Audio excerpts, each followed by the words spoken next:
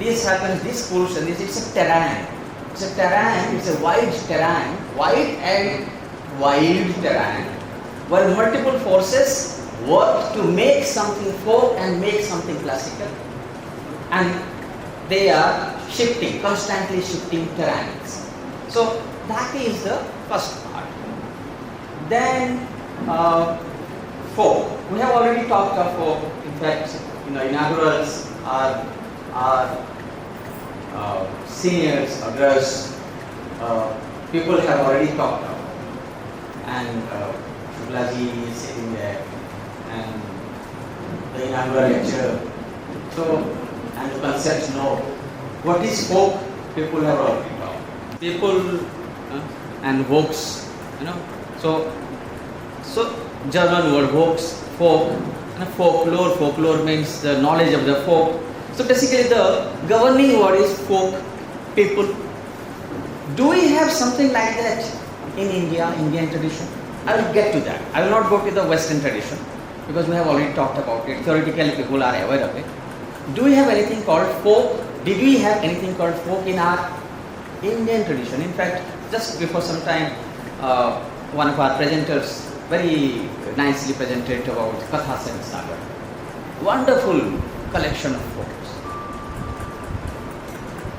Kathas and Sagar, but is it the only one? There are many. And which are the other texts? There are many, plenty. Immediately, if one can talk of, because I work in that margin and all those areas, Lokayata is one term which is used. Lokayata means Lokeshu Ayata, prevalent among the people. But today's Marxist historiographers and critics, philosophers, they use the materialist part of it. Lokayata is attached only towards the materialist history of the country. So Charbakh was a materialist philosopher who had talked about the transitoriness of this life, and the book that he had written was Lokayata, Lokeshu Ayata. And in that book he had said, Javat Jivet Sukham Jivet Pranam Krutva Bhutam Pivet Bhashmibhuta Sharirasya Punaragamana. So that means ephemeral nature of life, which was as opposed to the soul conscious kind of thing of the Vedic Upanishadic tradition. So here it is body conscious thing, which is prevalent, it is said to be prevalent among the people. So when it is said to be prevalent among the people, whatever people do, so that comes into it. It's not just only that body conscious thing or only kind of enjoyment and all these things. So whatever, so the source of entertainment, source of living, ways of living, everything that is in the realm of the folk, it was there. So Lokayata is not only a philosophical treatise of or on materialism, it was there. But is it there only that we have it? In Gita also we have two references. Chapter 3, Sloka 20 and 21. In the context of Sri Krishna telling Arjuna about the Loka Sangraha. Loka Sangraha is welfare of the people. So the reference is to Janakadayaha. So Janak and other rishis who were working without any kind of selfish motives and nishkama karma they were doing, and for Loka Sangraha, that is 20, Shloka 20. So Loka word is there in the text.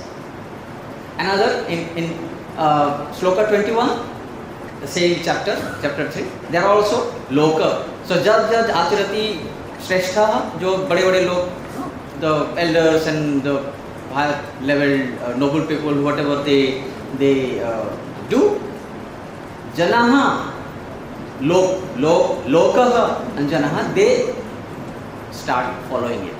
So there are some people who higher in the stature of the society, they act and accordingly people follow. So people, so the word people, so in these texts, Gita is a very sacrosanct text. There also we have Loka and Jana.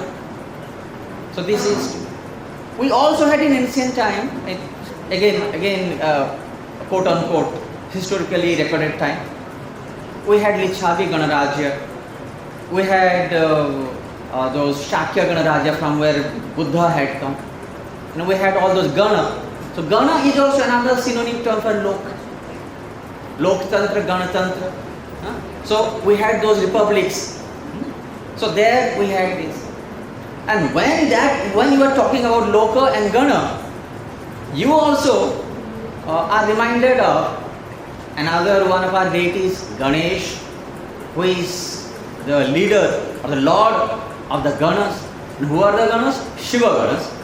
And who are the Shiva Ganas? Again I go back to one of the earlier presentation. Yakshas, Nara, Kinnara, Vanara, Yakshas, and all motley crowd, a motley group of shapeless, limbless, motley group of people who are Ganas. Shiva Ganas is not just only the elite people, they are the common people. Shiva Ganas is described in Mahabharata and described in Shiva Purana. So in all these we had references to Gana, we had references to Loka, we had references to Jana. So our idea, our concept of Loka and folk is certainly far more kind of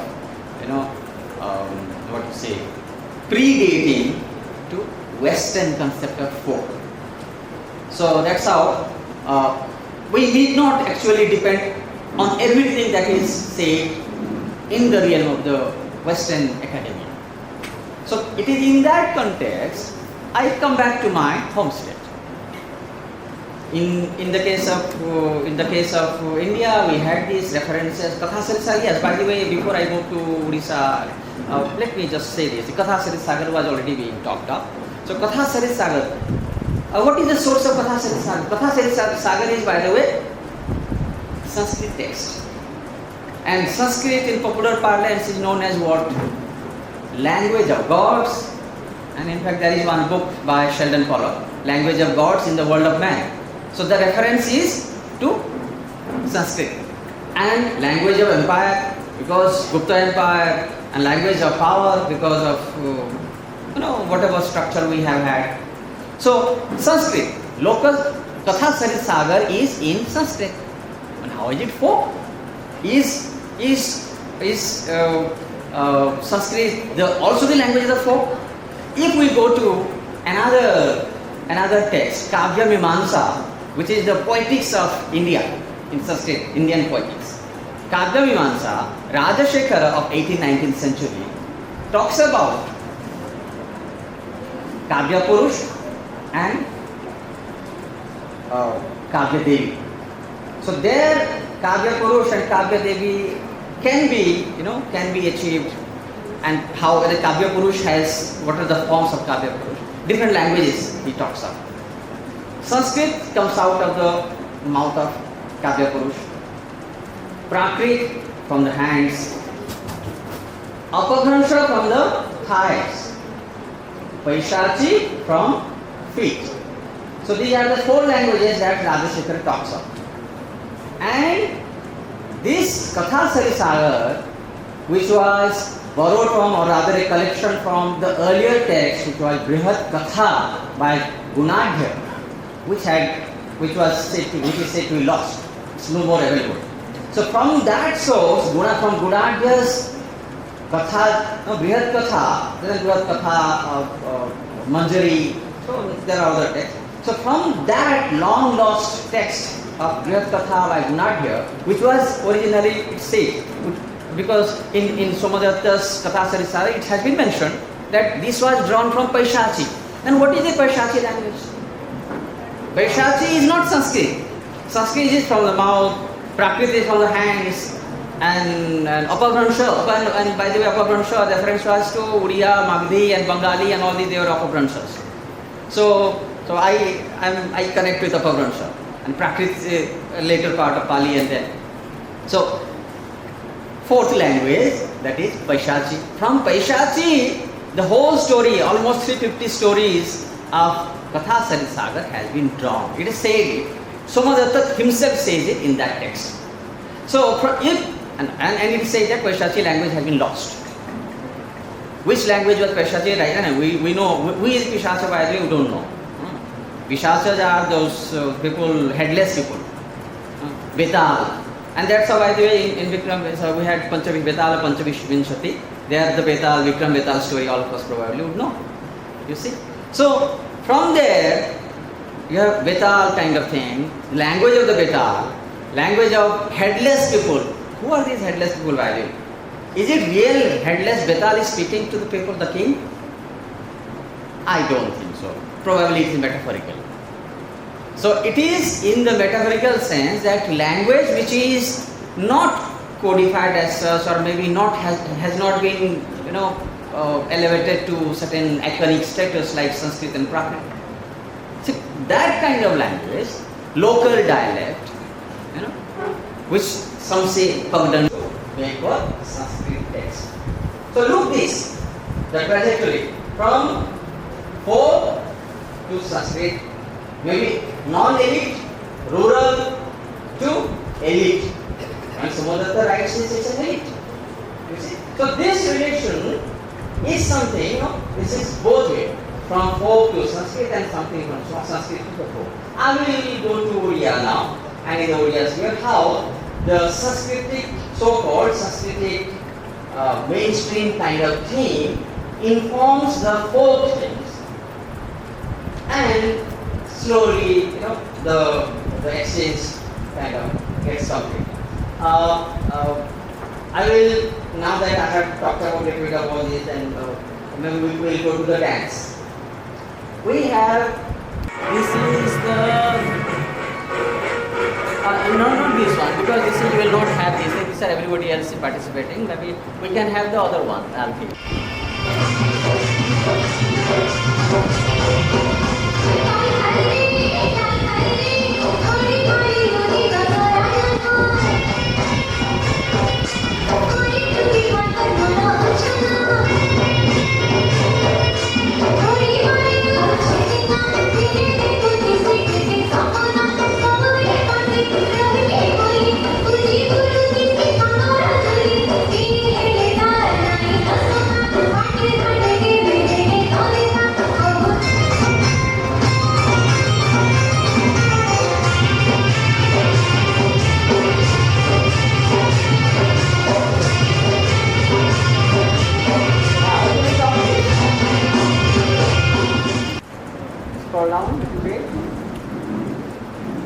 Yeah, here.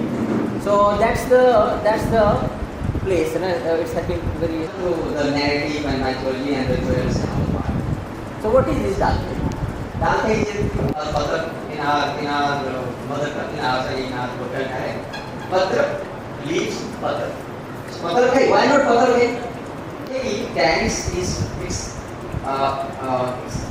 kind of performed by the maidens when in the Dasera time, when the maidens they keep fast.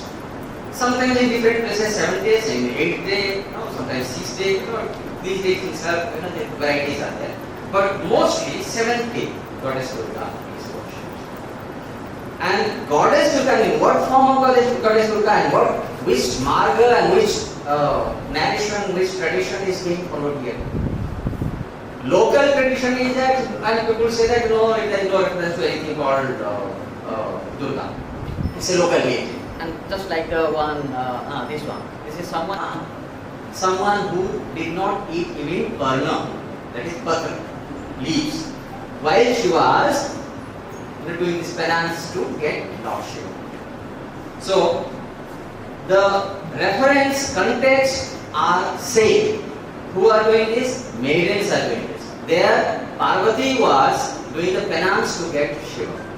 And that's how, in the process, she fasted. In the beginning, she left Anna, and then she left with Varna.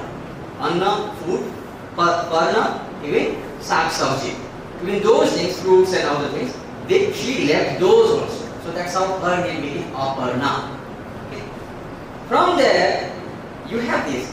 Since here maidens are only maidens, because married women can join, but normally they do not, because one another side of this dance form is semi-erotic in nature, and this addresses the beloved, addresses the future husband, or something like that. So it's semi-erotic too. So that's and the maiden girls, they would be touring from one street to another street of the village. They would be going around, and they would in the chorahas.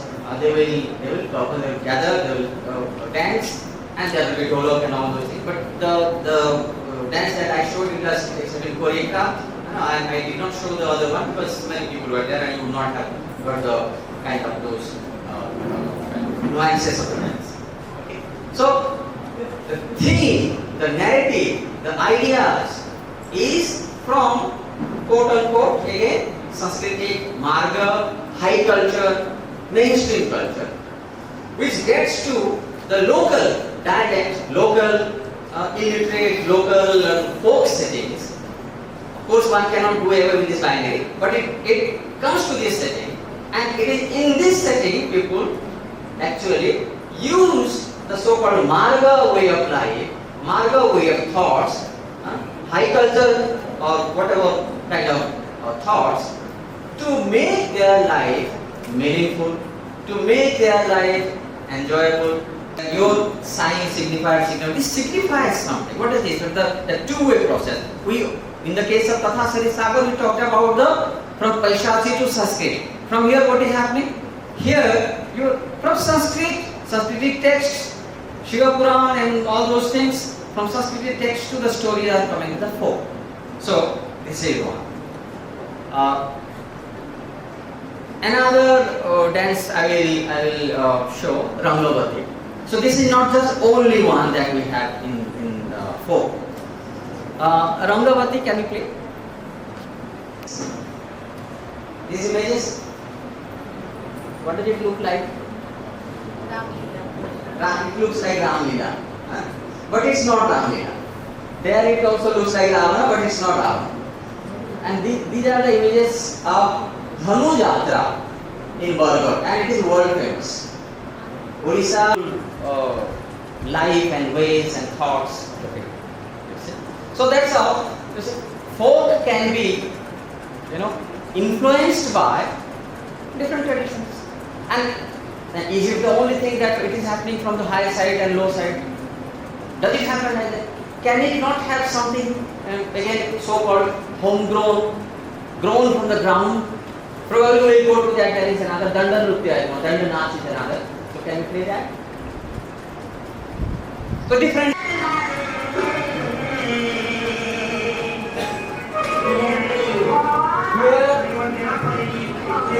Radhika, Dupika and her friends.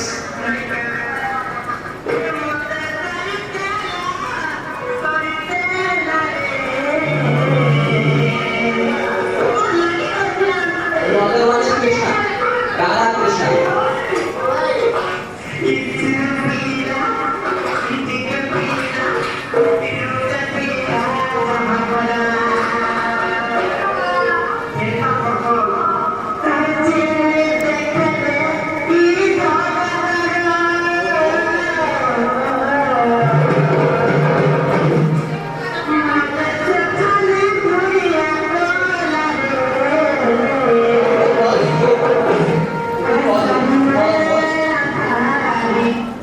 Here, who are the characters here? Right and Radha. Radha is complaining.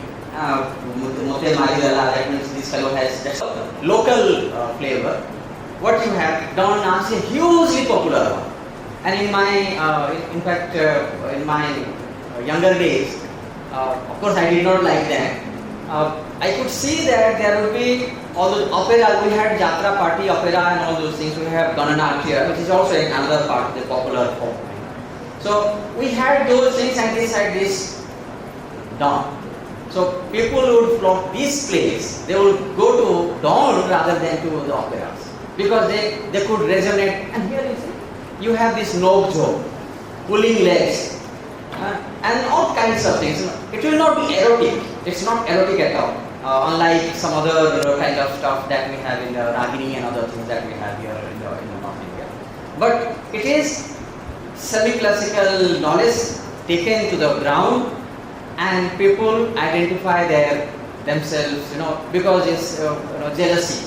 Radha is getting jealous. This man is, having affair with so many people. And incidentally, there's another, what is again homegrown side to it. It's mainstream thing is there. Radha Krishna Lila, no, we know it. But the homegrown side, what? The character of, probably it's not coming, maybe later side it will be there. Chandrasena. Who is Chandrasena? Chandrasena's character is a very prominent character in Dao.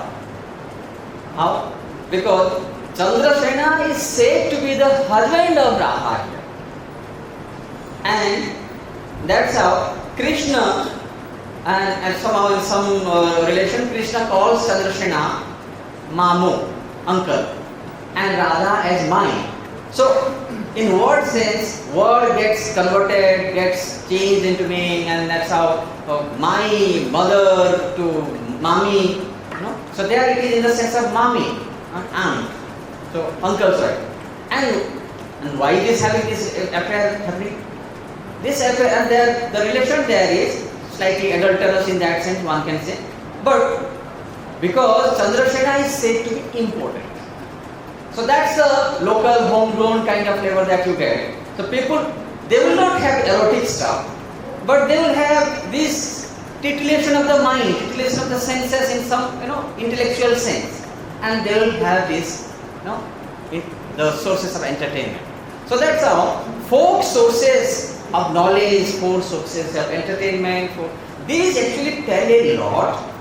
The evolution, the trajectory they pursue. No, they could be from anywhere. Another thing, I don't have the video, there is Sanchar in fact, which is again hugely popular, and that happens during the time of Rath Yatra.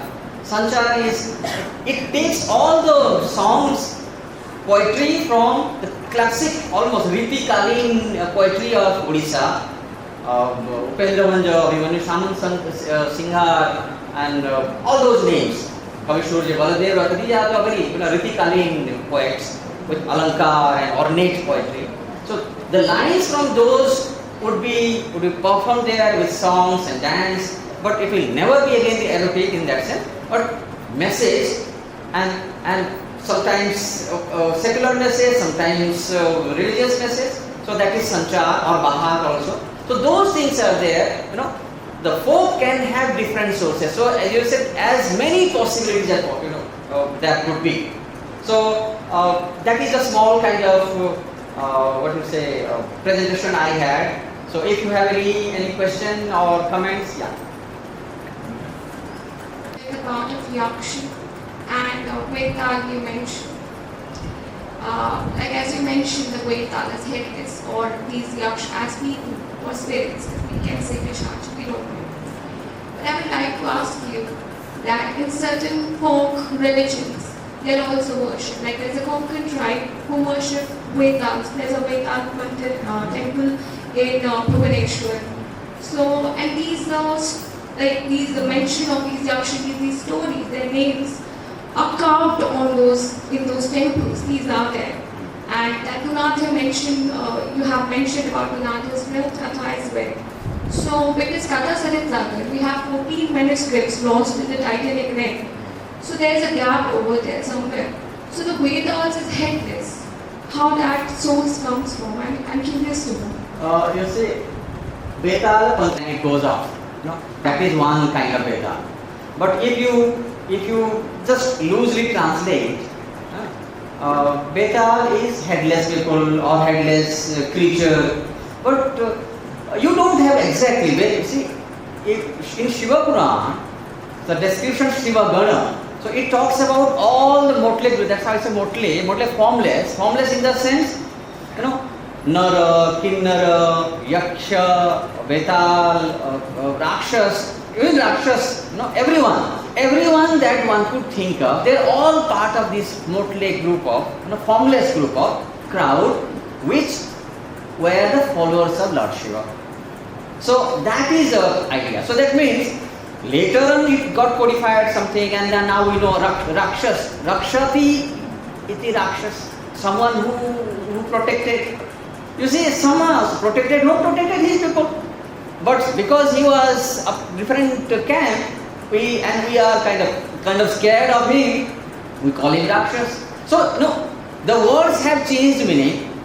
And similarly, you will be again surprised. Asur that we call, Asur in Hindi, in our Indian term is demon. Ahur in Parsi is Ahur Mazda, that is God. Zoroastrian God. So because they could not utter the words her, that's how they made it sa. You see, or sa, Sindhu or Hindu or whatever. So the term that normally people talk about. So we had, you see, the words, when words travel, they also sometimes they lose their meanings, they add different meaning. In that we see that just before some time I was saying, it differs and sometimes it also destroys and creates new meaning. So it might have happened something like that. So Betal at one point of time something, some tribe, some people, whoever, no, I should not say tribe as such, but again that will be politically incorrect. Okay, some group of people must have been there and who must have had some kind of very funny kind of appearance. They got into this text.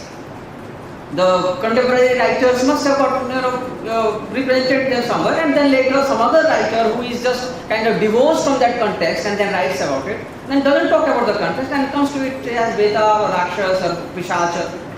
So Pishacha, sorry, now we're talking about Pishachi language. So Pishachi language, I think it probably, because you see, Pishachi language in... Because I know as far I know that there's a song which I'm listening from childhood. So all of us like the text will brought up. No, there is made a note. But in the case of Rangavati, it's not like, it's very secular. It says Rangavati, Kanakalata. No? So that means Kanakalata, very golden thread. And then it's a very nice one. And it's something called joy revival again, vibrant, it's full of joy. So it's boy meets girl, the couple, they are dancing. And truthfulness, devotedness of the couple, that is celebrated there. And in moon, the reference is the full moon. And even in the kind of broken roofs, you can see the moon, full moon. And that is everything because you have the person whom you love. So that's secular, the credential kind of thing. So it's not exactly somewhere related to the high tradition and low tradition. This could be someone homegrown again. So Many people, you just, they will just be led to impromptu kind of thing. So they shake their legs and hands, and that becomes a dance. So that's how the folk is a realm where there is no ownership, no individual ownership, and that is the reason why it is one of the most democratic, so to say. Challenge to the authority, it will challenge. In every sense, it will try to challenge. One may read, one may not read. That's a different thing. If you have to celebrate it, then we can do it. But if you try to look into it, it will definitely be subversive. It will definitely challenging the authority and discipline, and remain in the realm where nobody owns it. So ownership. So that's how one idea that all of us probably are aware. Folk is the place, the moment the ownership. To the speaker of the plenary session, the second speaker. Maybe change the slide, please. We have Dr. Shantanu Banerjee among us. Sir teaches English literature in Qazi Nazrul University, Asansol, West Bengal. After finishing his tenure as the Deputy Director of the National Center for Social and Cultural Studies and Coordinator of the Department of English, Sir is the present curator of the university's museum, chiefly dedicated to protect, restore, and showcase the industrial heritage of the city and its surroundings. An alumnus of the Department of English, Varanasi University, as a postgraduate student and as a PhD scholar, Sir is a Raza Foundation Translation Fellow and a major collaborator in the Edinburgh University's project on the unfinished biography of Asansol, a Raj-era railway town. His fields of expertise include modern Indian poetry in English, Gandhian studies, translation studies, cultural studies, art and heritage studies, and environmental humanities. We are honored to have you here among us, sir. Sir is going to give his talk on Tales of... to the very city in which I live and where I work. It is obvious tales of use and uselessness that would be the focus of my presentation, and that too in the context of the industrial heritage of Asansol as urban folklore. You know that I am a student of English literature, so that English is history now almost. Millions of years ago, I did, along with Manjuriji, my PhD in the Department of English, Varanasi University. Fortunately, under a very thoroughly learned scholar, and he gave me the chance to choose the topic of my PhD, and I decided to work on A.K. Ramanujan, who happens to be one of the best folklorists India has ever produced in the 20th century. So that was the beginning. That was the early training in folkloristics that, in fact, I got out of the experiences of research, literary research on A.K. Ramanujan's poetry and translations.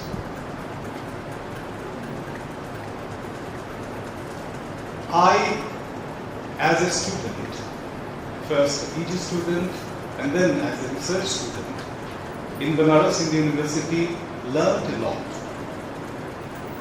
Not only by reading texts, but more, I must say, by meeting people, different kinds of people, and listening to their stories from their mouth. At that time, I was not very much aware of the fact that this is the technique that the folklorists generally adopt in order to collect folk tales.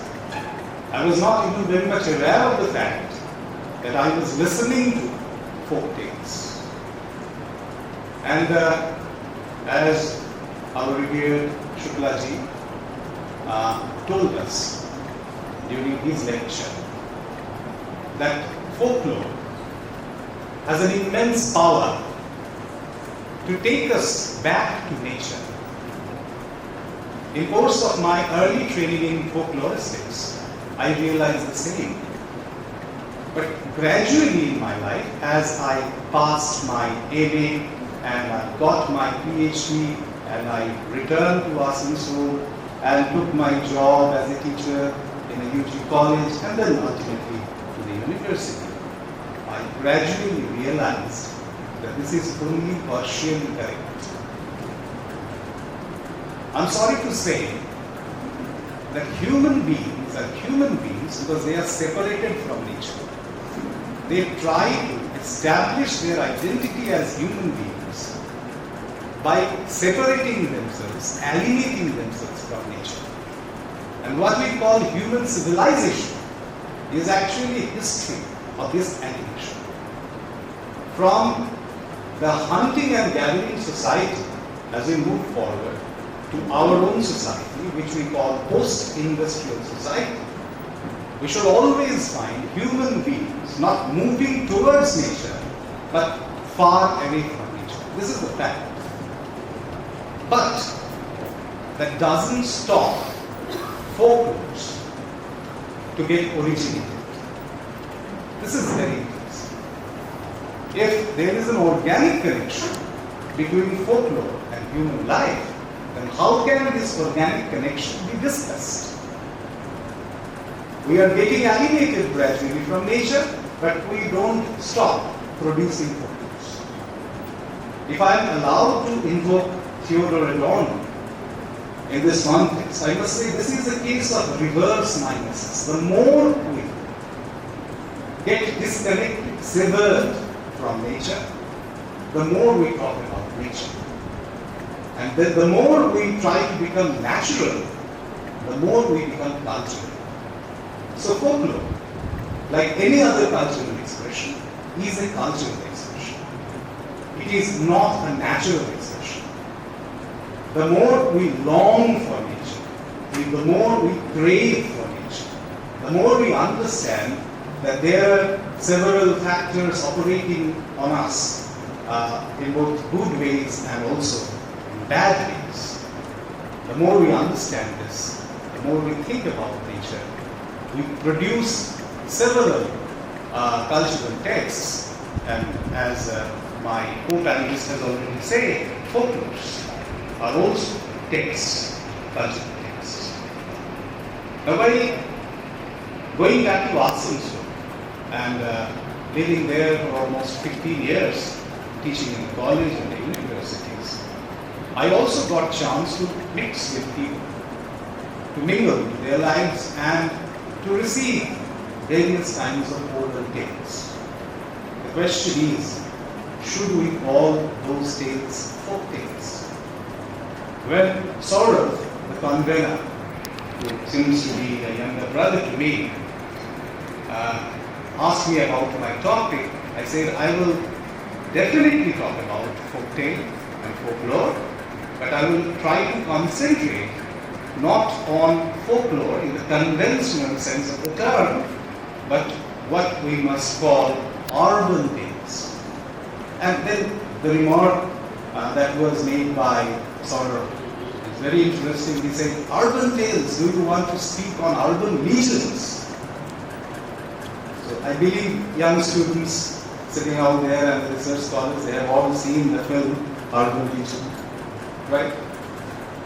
Those spooky kind of thing, the mystery, the crime, the horror, right? It's those goosebumps sometimes to talk about, to think about the urban legends. And I said, no, I can't satisfy you telling to our audience about urban legends. I will tell them something about my experience, something about urban tales. And I believe these are folk tales. So please move to the next slide. Asansol has its own history. In fact, it was a very small rural tract, Shetty home, very much a romantic kind of place in the 18th century. But in the 19th century, railways came and it turned Asansol for the first time into a railway township. Now, the reason behind railway coming to Asansol is significant. The first reason, I believe most of us know, the mineral resource. It is the mineral resource. Coal was under the soil, and for the technological advancement at that time, as fossil fuel, coal was very much necessary. So in order to dig out coal, in order to establish more coal mines, in order to carry coals even to the Newcastle, the railway lines were built. And after this coal mining came the steel industries. The Indian Iron and Steel Company was established in Asansol. So coal, railway, and iron and steel. These are the three major industries which in fact turned the country of Asansol, if I am allowed to use Raymond Williams' terms, into a city. Gradually, the city in which we live has almost 15 lakhs of population, thickly populated, extremely polluted, probably the next polluted city after Varanasi. And I believe with a very green future. I'm coming to that point later on. I must say that alongside these three major industries in Asansol, developed several other allied industries like not existent anymore. It is not in existence anymore. The famous Sen Raleigh cycle factory, the Hindustan Painting and Glass factory, and also the Rajghat coal mine blue factory. These are the major allied industries. Some are still there and some are gone. So this in fact created what we call Asansol, the city of Asansol today.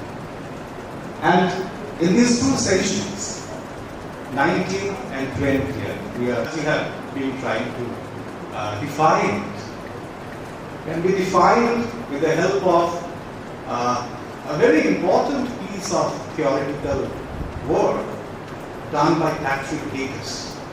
Aegis was a polymath. He was Scottish, and he was an educationist, a biologist, a very close friend to Pandit Madan Mohan Balya and Rabindranath Tagore. And as far as I know, Aegis contributed in planning the Banaras Hindu University through his discussion with Madan Mohan Malviya, and also the campus of Shantiniketan, that is Vishwabharati, in course of his friendship with Rabindranath Tagore. He also designed the city of Indore and the city of Tel Aviv. And he was a major figure in building the Scottish Historical Building Trust in Edinburgh, which till date works and takes care of almost all historical buildings in the city of Edinburgh and in various cities of Scotland. Aegis, in his Notations of Life, told about the interconnection between place, work, and folk. Folk, this term in this triad, is defined in terms of its relationship with place and work. We can't separate folk from place, and in industrial cities, urban centers, we can't separate folk from work. In Asansol, I have been working for the last 15 years, for example. I have my work to teach. And while teaching, I meet with different people and I develop a sense of community. So this is the feeling of my being part of folk, my community feeling. This is something very different from what we understand folk in the conventional sense of the term. But this concept is something which I am going to use in my presentation. And talking about urban planning, about city, Aegis say that a city is more than a gaze in space, it is a drama in time. And it is interesting sometimes to stop and think and wonder what the place you are currently at used to be like in times of past. Who walked there, and what the walls have seen. This morning, got the chance to visit the museum inside the college. And I saw certain pieces of stone. They're all dug up in course of the development work that has been recently done inside the campus. And I was trying to imagine, along with my guide, Rajghat, about this place, the people who used to stay over here many years ago, hundreds of years ago. Generally, archaeologists do that, but people like me also do the same. The thing is that they talk about past, the Maurya age, or the Gupta age, or the Sunga age. They talk about Buddha, they talk about Rama, and we talk about the railways, we talk about the steel industry, we talk about the coal industry. Human beings are living even in the last 2 centuries, and that is also history. When we talk about history, pay attention to history. When we try to understand history in terms of old things, generally we do not care about the things of our industrial past. Go to the next slide, please. As a teacher in English, came to Asansol, and when I settled in Asansol, my mother gave me this glass tumbler. This is a brass tumbler that I had received from my mother, right?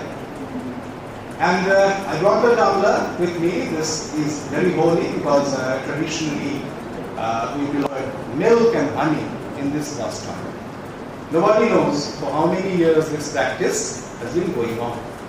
Since I have shifted my house from Purulia to Asansol, my mother gave me as a gift, you may say, this tumbler. I am not a very religious person. I do not worship Sankaram Sila anymore. But I like this brass tumbler very much. I took it back. Generally in my house it is called the Pulkata Gerush. Pulkata Gerush, the flowers you may see, okay, inscribed on this brass tumbler. One day, it so happened, the next slide please, I turned this glass in order to pay attention to the other side, the flip side. And I found something written on it, something inscribed. Now, These are alphabets I know, but the language that I don't know. First I thought it is in Urdu, but gradually I came to realize, after asking people, this is in Persian. And there is a friend of mine in Jamia, Mashkoor. I referred to him, and he gave me the lines of Hafiz. Sakiya Barghez Garde Zamra, Khak Barsar Game Ayamra. I don't know Persian, so if anybody knows Persian, please correct me if I am wrong. ऐ साथी मुझे ऐसा दर्द का जाम मिला कि मैं दुनिया के दर्द को खाक में मिला. So try to understand this tabla. It carries my tale. I don't know the origin of the tale, how it came to be, how my forefathers, as a part of their ritual worship, used to offer milk and honey to their household god, household deity. As a very well-meaning Hindu, I must say, in this tongue. I asked my mother, and my mother had her own tale. She told me that we came from Shantipur in Nadia to Purulia. And in Shantipur, there was a man who belonged to my ancestors, who was very close to the Nawabs in Murshidabad. And this tumbler seems to be a piece which was made by the artisans in Khagra near Murshidabad. So this came in this way to our household. Okay. And then I take this tale of this tumbler to the industrial city of Asansol. City is a place you all know where people come from different places, from different points. And they come to work in the city. I also come to Asansol for work, and I come to Asansol with my own tale. Move to the next slide, please. A very amateur kind of folklorist. I have no formal training of folklorists. And walking down the street of Basti Bazaar, Basti, Bastion, B-A-S-T-I-N in English, in Urdu probably Basti Bazaar, I found a confectioner shop, a bakery shop. It was Christmas, and I found him selling. There was a board hanging outside the bakery shop, and the lines were inscribed on that board, Dundee, D-U-N-D-W, Dundee on sale, rupees 150 per pound. Now, my lord, Dundee is a city in Scotland. How can Dundee be on sale? And how can Dundee be on sale in a baker's shop? This ignited my interest. I entered into the baker's shop. I asked the baker, and he had a tale to tell. He said that when the railway lines came from Howrah to Asansol, a lot of Scottish engineers came. And they started residing in the European colony adjacent to the Basti Bazaar in Asansol. And my forefather, who was a very poor Muslim in Bihar, in the post-1957 scenario, came to Asansol in order to get a work in the newly established railways. And due to some similarity in food habits, he managed a chance to enter into the kitchen of the DRM, Divisional Railway Manager, who was a Scottish gentleman, and ultimately learned the delicacy of baking the Dundee cake. Dundee cake is a national dish of Scotland. It has a very long history, back to the Mary Queen of Scots. The students of English literature may be knowing. Mary, the sister of Elizabeth, Elizabeth I, was not interested in eating cakes with cherries. She wanted almonds. That's why in the house of the bakers, Keelers, it was baked for the first time in the 16th century to serve to Mary Queen of Scots. And the Scottish people, they have GI for this Dundee cake. And you understand the meaning of GI. It is a kind of patenting. They always try to tell the people of the world that this is something belonging to my culture. Like Bengali people say, our Rashogolla, and the people from Orissa, they would say, our Rashogolla. There is a lot of animosity between the Bengalis and the Odias on Rajghat, on the paternity on the GI of Rajghat. But can we say that the history which is involved in the baking of the first Dandi cake in Scotland is superior to the history of the baking of the Asansol Dandi cake in Asansol? It so happened that the baker, the Muslim baker, he got a chance to open his own shop in the Bastin Bazaar. Okay, and then on, in every Christmas till the first week of January, okay, they bake this cake, which we enjoy quite a lot in every Christmas season. The tale of the cake, we call it a cake walk. To the next slide, please. This is the sketch of Sir George Turnbull, the chief engineer behind railway constructions. The railway lines were extended from Howrah to Varanasi.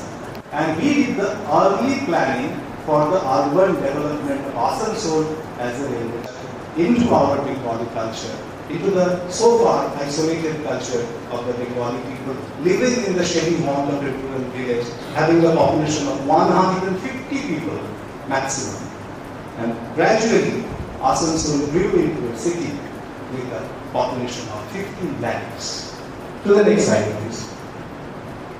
Urban place in cities, and when we generally have the misconceptions due to the rise of technology, we need to make ourselves free from these misconceptions. If we change our angle of vision, if we look around properly, pay attention to the objects which surround us, the people with whom we are living, and if we have that mind of inquiry, if we have that mind of vision, folklores, especially folk tales, would be waiting for us to be received. And as a student of English literature, though English is a history for me now, I quote from W.B.S. The world is full of magic tales, patiently waiting for our senses to grow serve. The picture that you are having over there is of a gallery in the museum that I curate in our university, Qazi Nazrul University, in Asansol. It's a very small museum. And in this museum, you will find on the display table, there are certain objects. You may be finding the railway lanterns, you will be finding the clay horses, the old ticket punching machine, then you will find the tumbler and many, many other things. All of these objects have their own stories to be told. And you may not find proper historical evidence behind the truth value of these stories. They may not be true, but they are believed to be true by people who live in Assam. To the next slide, please. And these stories, the world of stories in which I live, that you will find at the left-hand corner is done by Diwakar Das, is a very significant painter of the industry. Really dangerous, right? These are all illegal mines. So people move into the coal mines, they just dig out coal illegally and they poach the coals. And every year you will find in the newspaper lots of people, they are losing their lives in the process of getting associated with this illegal trade. Now these coal mines were actually established by the great-grandfather of Rabindranath Tagore, grandfather of Rabindranath Tagore, Prince Varanasi Tagore. The Car and Tagore Company established their coal mine, the first coal mine probably in India, in Narayanpuri, a very small village near Bangladesh. And if you turn the pages of history, you will come to know that Varanasi Tagore, though he patronized the Brahmo movement, okay, and though he donated a lot of his, I don't know, black or white money, okay, industrialists, businessmen, they don't always have white money. But he invested his money in that way or donated, whatever you say. in the promotion of different cultural activities like establishing theatre houses, schools, colleges, museums, aesthetic society, etc., etc. He was actually an atheist. Towards the later part of his life, he became an atheist. But the coal miners, the villagers of Narayanpuri, they believed that Varanasi Tagore used to come to Narayanpuri and he used to pray his offering to a goddess called Mathura Chandi near a big tamarind tree. And they have fascinating tales about Varanasi Tagore constantly visiting Narayanpuri in Bangladesh. The fear of the coal miners are in that case associated, interestingly, with the fear of the goddess. Mathura Chandi is generally considered as a very harsh goddess, very cruel goddess by the villagers. And they believe that if the coal miners do not bow down before Mathura Chandi, if they do not ask for the grace of the goddess, their life may come at risk. So, Varanasi Tagore, even though he was an atheist, he came down to Narayanpuri and he paid his homage, paid his tribute to this goddess, Mathura Chandi. To the next slide, please. Very fine example of Edwardian Gothic art is generally known as Bhoot Bangla in Asansol. Why? The tale is very interesting. I asked people residing in the railway colonies and also people in Asansol at different places in Asansol, and they say, there were people who wear black coats and who come in at night on every second Friday of each month, and they do some kinds of very mysterious practice inside this building, and people don't know who they actually are.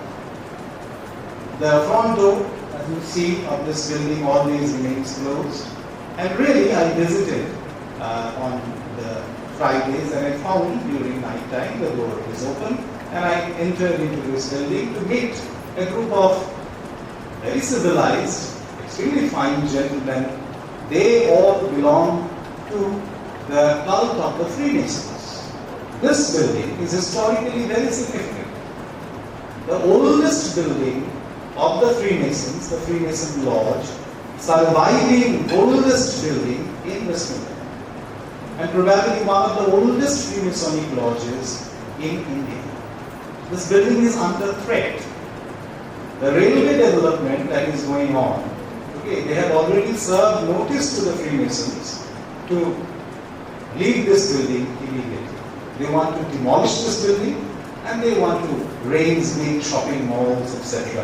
as a part of the recent development plans in Asansol. So we played our part by taking the DRM, Divisional Railway Manager, inside this Freemasonic hall. We in fact organized programs so that the DRM can talk to, the ideas can be shared between the Freemasons and the railway authorities. And till this date, the building is somehow safe. We also find certain regalia, certain art objects relating to this building, the Master Masons, in the Masonic Lodge, Grand Lodge of England. To the next slide, please. When people talk about the Freemasonic Lodge, they also say that an inspector, police inspector, who was very much against the black marketeers at a certain point of time, probably. So we also went to Lal Bazaar in order to find the appropriate police floating on the waters of a pond adjacent to the Freemasons. So all of these factors contributed in the development of this scale that people of Asansol will still believe this hall, this wonderful piece of architecture as Bhoot Bangla. We may be having, tales of hatred. Colonial culture wanted its own centers, and this big building in the slide that you find in the center of this screen is actually the Durand Institute, which was established many years ago in 1878, and it was the largest community center of the railway people in the colonial era. The biggest community center of the East Indian Railway or the Eastern Railway. People from Kolkata to Saharanpur, they used to visit this building during the Christmas in order to attend the carnival. It was a center which disseminated certain tastes among people regarding films, theatre shows, music, about ball dance, about various kinds of parties, about new kinds of bands and rock music. But people of Asansol still believe that this is a center which is associated with a typical form of colonial hatred, because the native people were not allowed to enter into its premises. And that's why we decided to build later on the other building, which is on the left side of this screen, top left, the Shubhas Institute. There on a deed it is clearly written that this building is strictly meant for the natives. So we find two buildings, two community centers, one for the Europeans, the colonialists, and the other for the colonized subjects. Hatred became a very key factor in the development of lores, about stories around these buildings, these colonial structures. To the next slide. In this industrial zone from Durgapur to Chittorgarh, having Asansol in the center, one may find the whole catalogs of several industries. But some of these industries are dead, and that's why these bungalows are completely neglected. They are turned into ruins.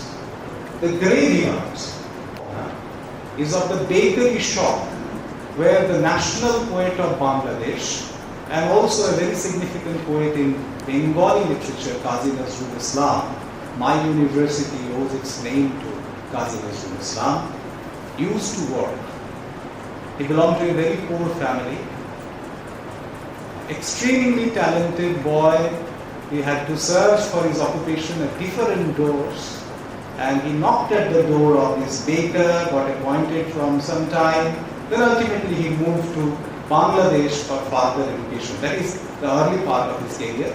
Later on he came back from Bangladesh and became one of the most significant composers, poets, writers in Bengali. This bakery shop is still in existence, but nobody is there to pay attention to this bakery shop. The tales of Nazrul working in the bakery shop are so many. There are different versions of this tale.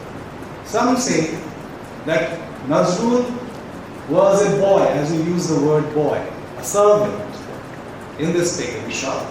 And some other people say, no, Nazrul was not a boy. He was sufficiently learned at that time, and he was the account keeper of accounts. There is another version where people say, no, he was not actually appointed in this baker shop, but to another baker shop belonging to the same owner, or probably the brother of the owner of this shop, and that shop is no more. So several tales relating to the baker shop is there. To the next slide, please. So these build structures that we have surveyed in course of our work, our research work in the last 5 years, we have found that a great deal of these build structures are actually altered. And the alteration is something which should happen, which must happen. You can't stop it, you can't check it. This change is something which we must consider as permanent. Change is the only permanent thing in this world. I have been listening to several presenters presenting papers, and they believe it so seems that folk tales are something that should not change. Okay, if you alter something in the folk tale, if you alter something in the folklore, that will actually kill the spirit of it. I don't believe in it. Everything is changing. So folklores must change. They are like the teller of the tales. Each teller tells a folk tale in his or her own way. Similarly, each new occupant of the building makes alteration in the building, in the inside of the building and also the outside of the building. And in this way, they tell their tale. They make their leaving a kind of performance. Leaving is a kind of performance. Our friend from the Edinburgh University, Professor Adrian Wallace, he has written significantly on this, and we are collaborating, as Manjari ji has read my biodata, to the writing of an unfinished biography of the Raj era railway town of Vasanta. To the next slide, please. So, if you come and visit Asansol or any other industrial city, you will find broken images, heaps of broken images, if I am allowed to use T.S. Eliot's words. An industry which is set up today may not remain forever. It may come to a halt, come to a stop tomorrow. Who shall take care of the heritage value of that industry? I am not talking about tangible terms only, I am also talking about intangible terms as well. Who shall take care of the tangible and intangible heritage relating to those industrial cities, industrial centers in our time or in days to come? Who shall do that? Definitely the young minds who are sitting out there, they will do it. And they can only do it if they have that sufficient vision to understand the heritage value of our industrial cities. Now, to the next slide, please. It is not possible for all of us to save heritage, to protect heritage. So, people, they come together, they form a community. Failing.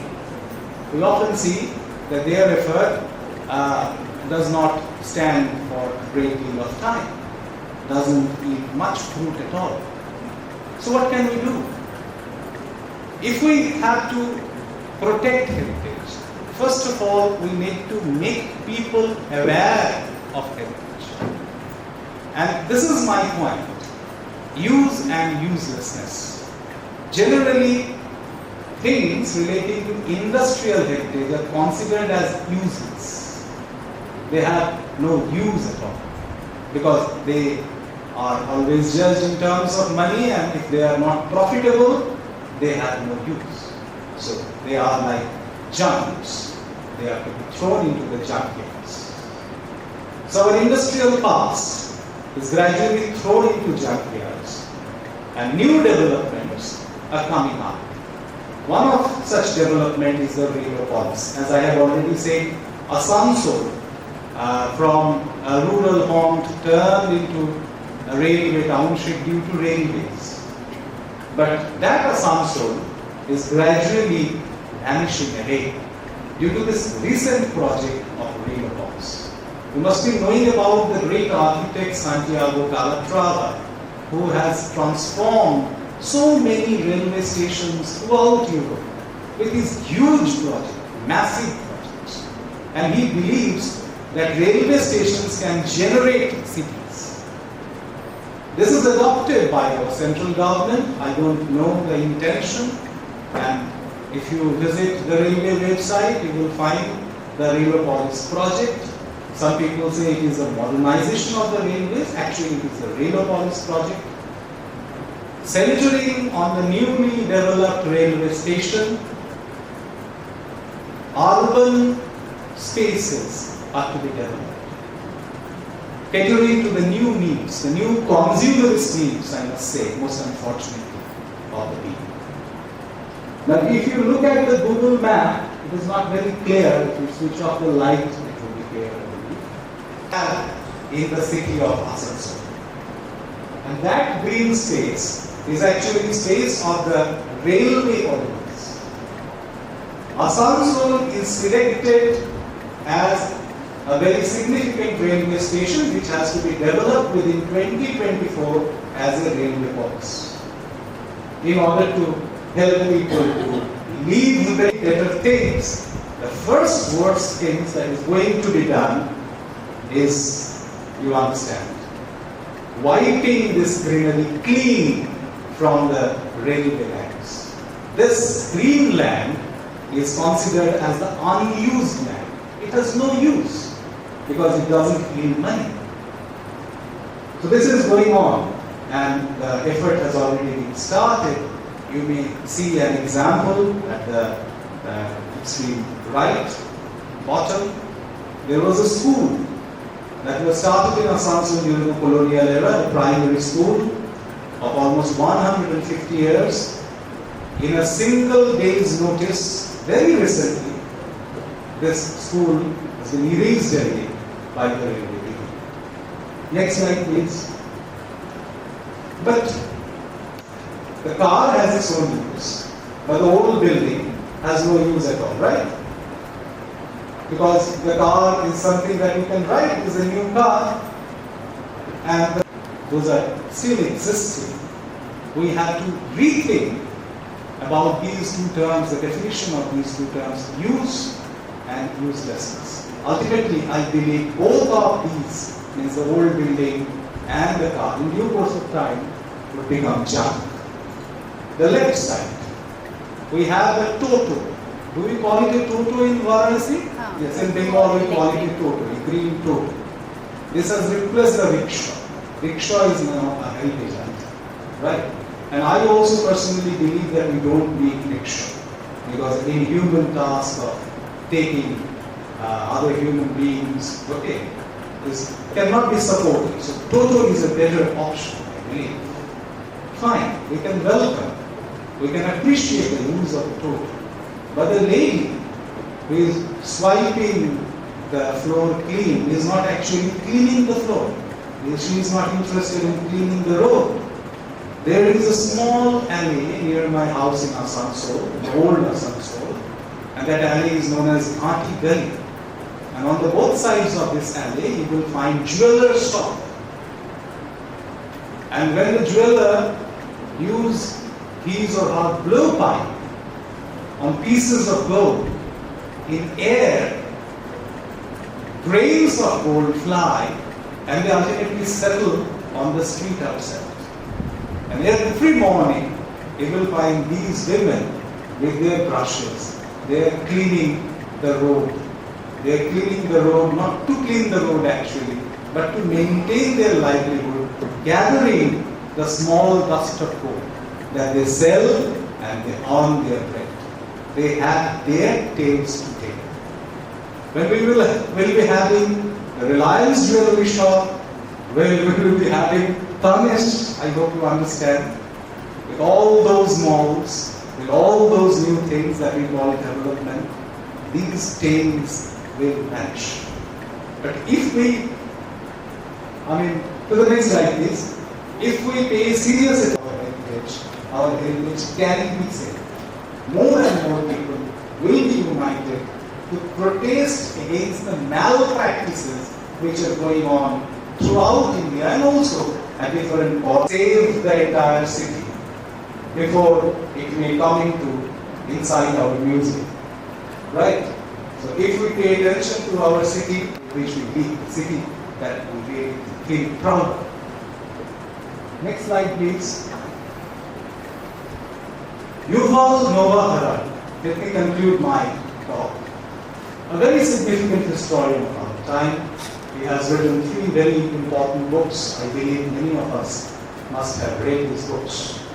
Salience, The Homo Jews, and 21 Lessons for 21st Centuries. He says that human beings are animals who tell tales. They love to tell tales. Why do they tell tales? Because they can't live without telling tales. They always try to give a structure to their life. They always try to define their existence, their role, their position in society. And for this, they need to invent stories. Say, for the game of football, people are playing, so many people are playing with one ball in a ground. Now the time duration is fixed and the rules are fixed. Who has fixed these rules? The players. The people who have invented this game, right? And we must believe that this is a fiction. We all believe in the fiction. That's why the game of football is going on.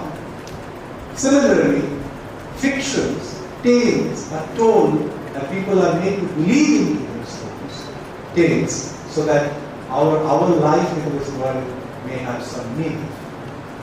Now, in an era of unprecedented developments in the fields of both information technology and biotechnology, there is an unavoidable menace for it to be reckoned as useless within few decades. We should be much more responsible towards this world through systematic conservation and protection activities coupled with appropriate field studies, archiving and documentation, framing right policies, and most importantly, by making people fully aware. Our research supervisors say, pay attention to the collected essays of Ramanujan. You will find many essays on folklore. Though you are doing your PhD on Ramanujan as a modernist poet, don't ignore the folklores of Ramanujan. Folklore speaks of Ramanujan. And I read the collected essays several times, 1,000 times. And repeatedly you will find, if you read that book, collected essays, you will find, you will say, folklores are always told with certain purpose. Folk tales are told with certain purpose. Folklores are not purposeless. It is not for the rasa. They are texts. Going back to my co-panelists, they are texts, cultural texts, which are situated in the world. They are texts which play significant role in the world. Their relationship with the world is not severed. For this reason, I and my students in my university take interest in folklore. The next slide, please. And our works, and in this way, we are trying to move towards the new day. Folklore, we believe, is important in our life because it transforms several bad things into good things. The museum that I curate has a name. It is Shekumon. And the name of that museum is actually taken from the title of a famous play written by Qazi Nazrul Islam. Famous, but not much read. Even the Bengali people don't love to read Nazrul as a playwright. They love Nazrul as a poet, a rebel poet, a romantic poet, and a musician and composer and author of several lyrics. But the play is significant, Shekumon. Shekumon means two things. One, building bridges, that is very obvious. You build a bridge between the past and the present, and also present and future. It is all about building bridges. We need to connect our future to our present and our present to our past. Shekumon has another meaning. It has Shetu Bond. Bridges are closed. The bridge is closed. So when you have the bridge closed, when you see the bridge closed, it is your duty to create new bridges, build new bridges. So through our activity in the university, as a curator of the museum, through our research, we are trying to build bridges between our past, present, and future. Thank you very much. Shantanu, I must congratulate you for such a क्या कहूँ उसको एक ऐसा presentation जिसने मेरे दिमाग में पता नहीं क्या क्या सवाल पैदा कर वो इतने ज़्यादा हैं कि अभी नहीं पूछूंगा पर ये जरूर लग रहा है कि एक चीज़ जो मैं इसमें से निकाल पाया वो ये है कि लोक यात्रा कल मैं भी इसको भूल गया था, जो याद करने लायक बात है। जो लोग यहाँ से गए भोजपुर से, हमारे यहाँ से मॉरिशस, कैरिबियन कंट्रीज में, उन्होंने अपना लोग रखा। जो काम आप कर रहे हो, whatever you are doing in your university, your city, उनको बहुत बड़ा काम करना। लेकिन अभी मैं कुछ और कहता हूँ। एक तो वो दिखाई पड़ा कि उसको नहीं मिस करना चाहिए कि लोग ट्रैवल करें। लोग बदलता है, इसमें नई चीजें जैसे आप जोड़ रहे हो। एक प्रॉब्लम है, स्टेट ऑफ द स्पीच तो बहुत दिनों से चल रही चीज, तमाम किताबें लिखी जाती है कलकत्ते पर, मुंबई पर, दुनिया भर के शहरों पर। इसको फोक लोग अर्बन फोकलोर आप नाम दे दो, पर कैसे फोक से जोड़ोगे, क्योंकि वो एलिमेंट्स अब इसमें आए नहीं। लोक का मतलब है, जितना मैं समझ पाता हूँ, जो भी वो गीत संगीत में, वो नाटक में, वो जो बात मैंने कल कही थी कि लोक का मतलब ये है कि इसमें सब शामिल। आप सबको शामिल कराना चाह रहे हो, उसके लिए आपको बधाई देता हूँ। ये तब अगर फोकलोर बनेगा, इसकी कोशिश आप कर रहे हो, बहुत बड़ी कोशिश है कि उस शहर के बारे में वैसी चीजें तैयार हों कि पूरा शहर उनको गाए, पूरा शहर उनको उनका नाटक देखे और उसको बताना न पड़े कि ये देखिए हम आपके सामने रिप्रेजेंट कर रहे हैं। लेकिन शुरुआत बहुत अच्छी है।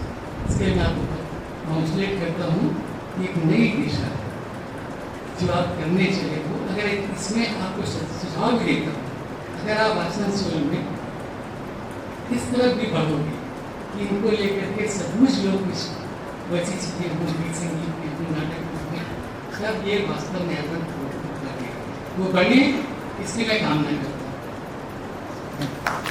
Specifically focused on the usefulness and the uselessness of these buildings.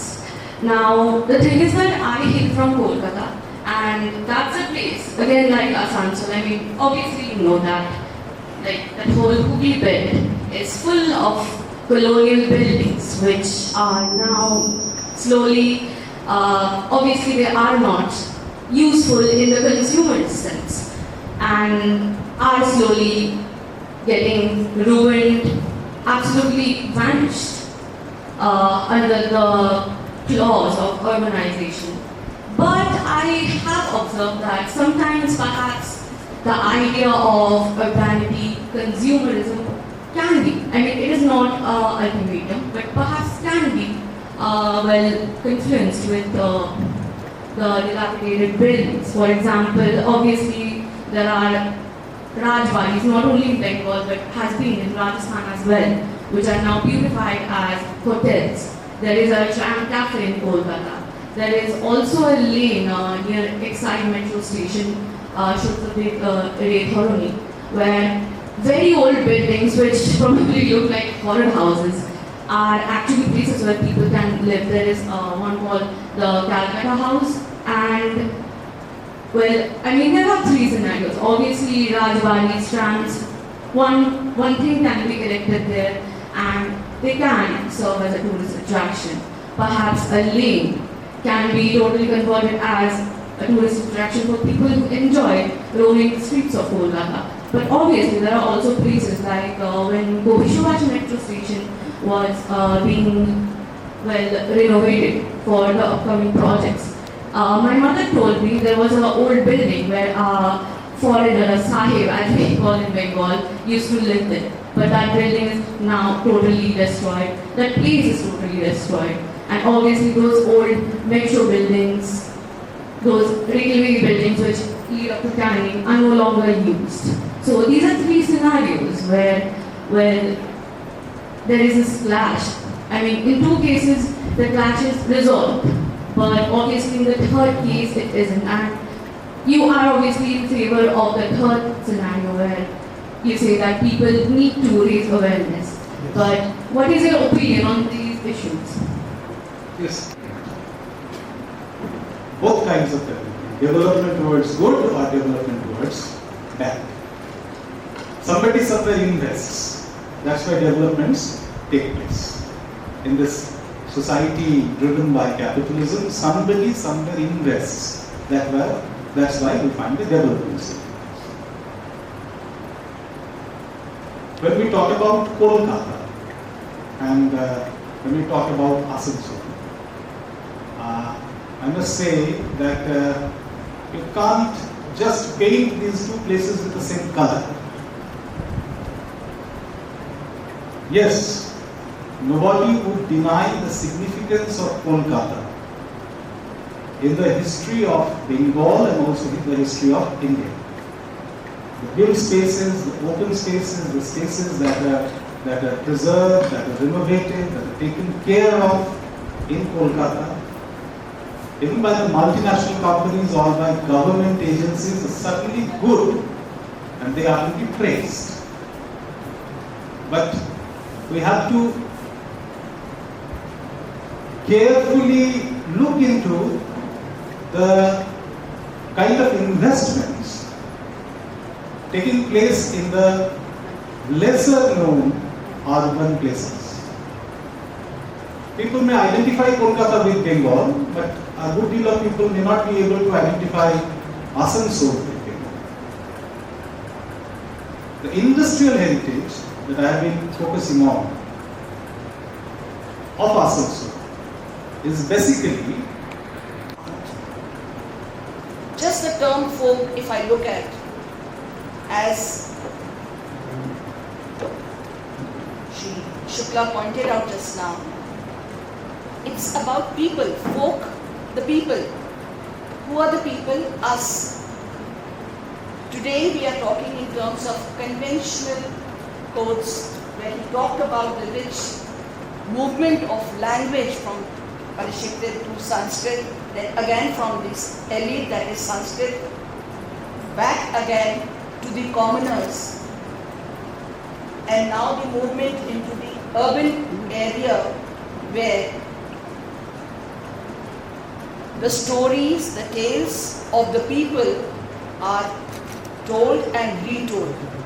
So that retelling and understanding, it is very important, I think, especially for the students who are sitting here of literature and the research scholars, and we as learners of human understanding, all of us, we must understand that it is very important to first be able to encapsulate our understanding of the text before we jump to interpretations and conclusions.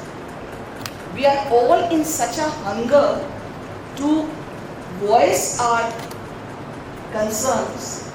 We forget that we need to assimilate in reality what these texts are, and we move on to interpret the text in so many various ways without getting to the depth. So what is happening is, what he was talking is that the essence or the flavor of the so-called accepted reality is getting lost. Getting lost why? Not because of anyone else, it's because of us. We need to retain. I am not really in favor that the traditional, the conventional, the understanding of our myth, our customs, our heritage is still not lost. No matter how educated we are, we go back to our roots to explore all those things through various celebrations, functions and festivals that are taking place. Today I might be talking to you from a woman from the world of academia, but tomorrow if there's a festivity like yesterday we had one, we would be speaking about those conventional things which has been handed down to us from our generation, and what we are doing today is most important, because this 100 years ahead, 1,000 years ahead will become a existing folklore of the so-called urban world as he is talking about today.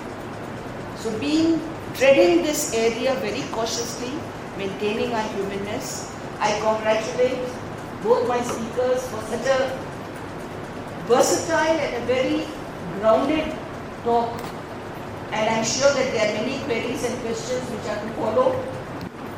Want you to enjoy a rich lunch hereafter. Thank you one and all for being with us. Students who have assembled today for the validity of two-day national seminar on folklores of India, text and context. And to begin with, I would like to quote Jiggu Krishnamurti. Without there is no art. When the artist is playing beautifully, there is no me, there is love. With these words, I take the opportunity to invite Principal Algamar.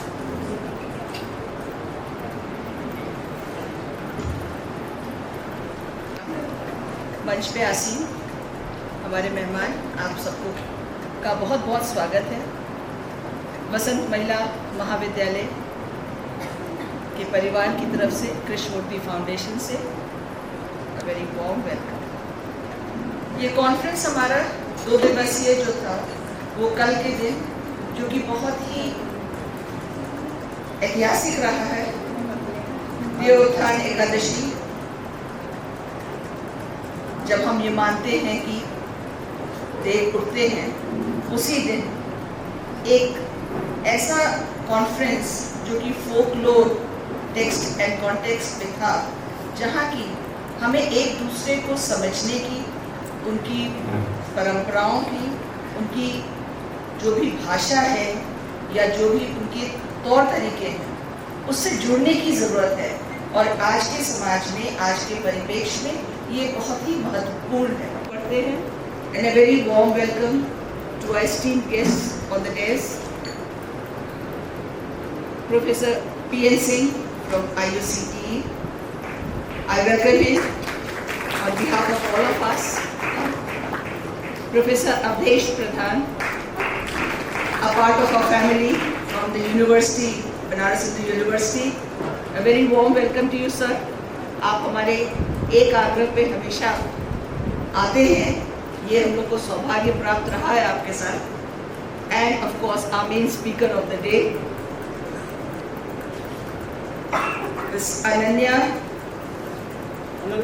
Ananya ji. That's how I've been calling her, so the surname seems to be lost somewhere. A very warm welcome to her too, who has taken so much of keen interest that since yesterday she was traveling since 6 in the morning and she sat with us to see the cultural program till 6 in the evening. That in itself indicates the very passion of trying to be able to interpret what we formally or we need to understand about those cultures and traditions. Rich deliberation from the Department of English will definitely ignite a thought in the minds of all those participants who were with us. And I also thank the entire Department of English for taking an active part, along with the entire team from our college, where you cannot signal out who is the main host of the college. A very warm welcome to all the guests who have come from different places to participate, have participated, many have left. I'm very grateful to them, and a very warm welcome to all those sitting in the hall this evening. Thank you one and all for being with us. Thank you. Professor Azadi ma'am, Principal, Professor Manjri Jutwala ma'am, Head Department of English, and Dr. Saurabh Kumar Singh, convener of this seminar, to please come forward.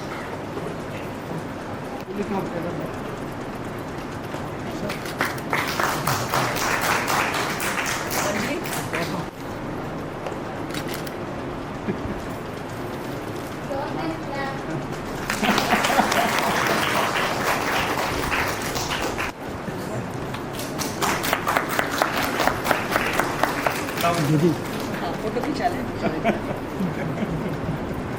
बहुत जरूरी है documentation.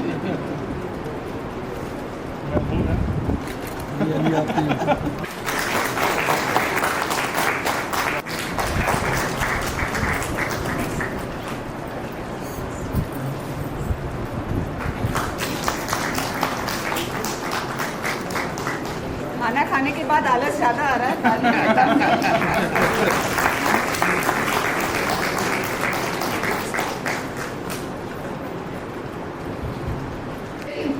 part of any program that suggests how far the objectives are achieved and how far we need to go. So to present a report of this program, I now invite my colleague Dr. Sunita Arya to please come forward. Good afternoon to all. I am going to present a brief report about the two-day national seminar. Department of English, Vasanta College for Women, Rajghat, PhD, organized a two-day national seminar on folklore of India, text and context under the aegis of Azadi ka Amrit Mahotsav, sponsored by Indian Council of Social Science Research on folk by the dignitaries and Kulgi of our college, was presented by Department of Music. Welcome address was done by Professor Alka Singh, Principal, Vasanta College for Women, Rajghat, welcoming the dignitaries on the dais as well as faculty of the college and participants. She illuminated us all of the various dimensions of folklore and culture. Guests were facilitated with token of reverence and love, as well as recently edited book by our department was released to a very rich ground for research and academic work for our students as well as researchers. The keynote address was presented by Dr. Anupama Hoskere, founder and director, Dhatu Puppet Theatre, Bangalore, enriching us with her expertise and work done in folk world, for which she is well known around the world.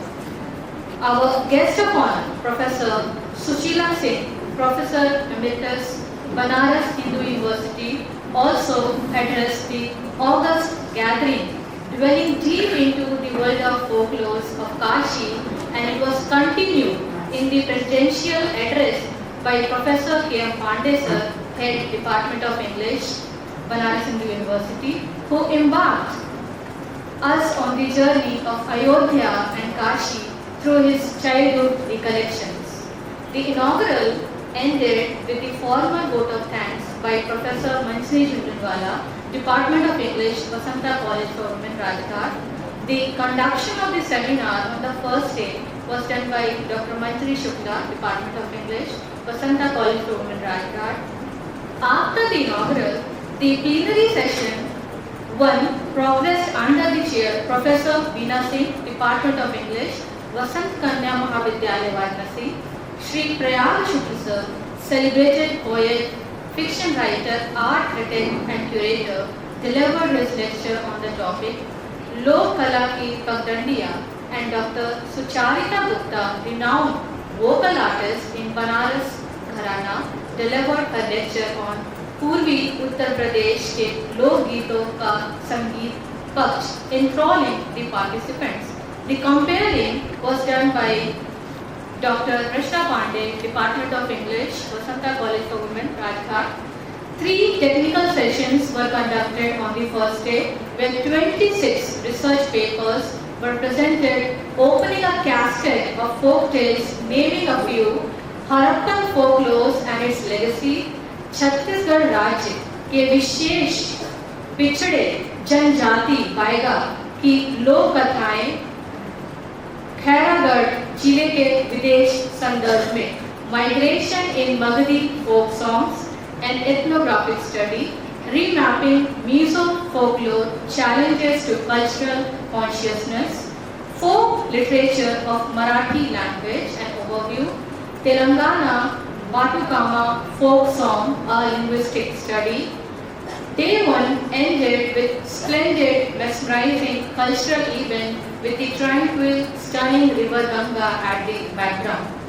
The second day of the seminar, that is 5th of November 2022, started with the 3 technical sessions conducted simultaneously, where 25 research papers were presented by the participants, such as Yoginis, Yakshinis and Vidyadharis, the representation of super women in Katha Sarit Sagar, folkloric aspects of Rangbhari Ekadashi and ethnographic study, the concept of environment in folktale, analysis of moral value, to name a few. Continuing the event, The plenary session 2 began under the chair Professor Alka Singh Ma'am, Principal Vasanta College Government, Rajghat, Varanasi, opening up with the deliberation of Professor Saroj Kumar Mahananda, Department of English, Jamia Millia Islamia, New Delhi, on the area, semiotics of the folk tradition and forms of Western Odisha, and Dr. Shantanu Banerjee, Department of English, Qazi Nazrul University, Asansol, West Bengal, on subject Tales of Use and Uselessness, studying the industrial heritage of Asansol as urban folklore, kindling the impulse for more study and effort in this field. The conduction of the program was done by Dr. Manjari Shukla and Dr. Rachna Pandey, Department of English, Vasanta College Government, Rajghat. This seminar was a pan-India representation as we have participants from Bihar, Jharkhand, Maharashtra, Chhattisgarh, West Bengal, southern states such as Telangana, northeast states such as Assam. The students of graduation as well as post-graduation contributed immensely as being the pillar of the seminar, working continuously. More than 150 participants attended this seminar and made it a huge success. Thank you. For us, for the programs in future in the related field. Thank you. Now it's my privilege to introduce the keynote speaker of the valedictory today, Ms. Ananya Bhattacharya. She is a co-founder and director of BanglaNatak.com, a social enterprise headquartered at Kolkata and working across India for fostering inclusive and sustainable development using culture-based approaches. She heads the project's divisions and leads research, communication for development and community-based creative enterprise development initiates in various organizations. She is a Commonwealth Scholar with Masters in Sustainable Development from Stanfordshire University, and she specializes in gender, culture and sustainability. Ma'am is actively involved in a global advocacy for greater recognition of the contribution of culture in achieving sustainable development goals.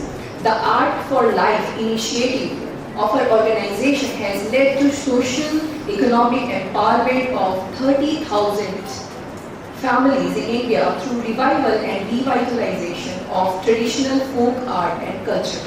A key aim is to uphold artists' rights and build their capacity for management of their heritage. Her organization has been partnering with national and state governments to promote grassroots creative economy and cultural tourism. They have a global partnership with UNWTO for promoting responsible cultural tourism and in special consultative status with UNECO SOC. Ma'am has spoken and published widely on grassroots creative economy and cultural tourism and has affiliation, national and international, with various organizations. I take this opportunity to invite Ma'am to deliver her keynote address in the valedictory session. Ananya Ma'am. We have. So today my job as a valedictory address, I was reflecting on the topic, which is text and context. And in our work, we actually call this content and context. We use this word very much because I think that is where the main challenge of what we are calling folklore here is, that we need to remember the content, we need to safeguard the content, and the context is changing. So in a changing context, what to do? So I'm going to pin my talk today for the next, I've been given 30 minutes, so for the next 30 minutes on this agenda, which is the overall agenda of this seminar. Now, we have seen how rich we are as a country, right? And many of you have presented the wide variety of folklore, and folklore is there manifested in so many ways. So I'm not going into it. But what was the common thread of discussion was the sustainability and the viability of the folklore. What will happen?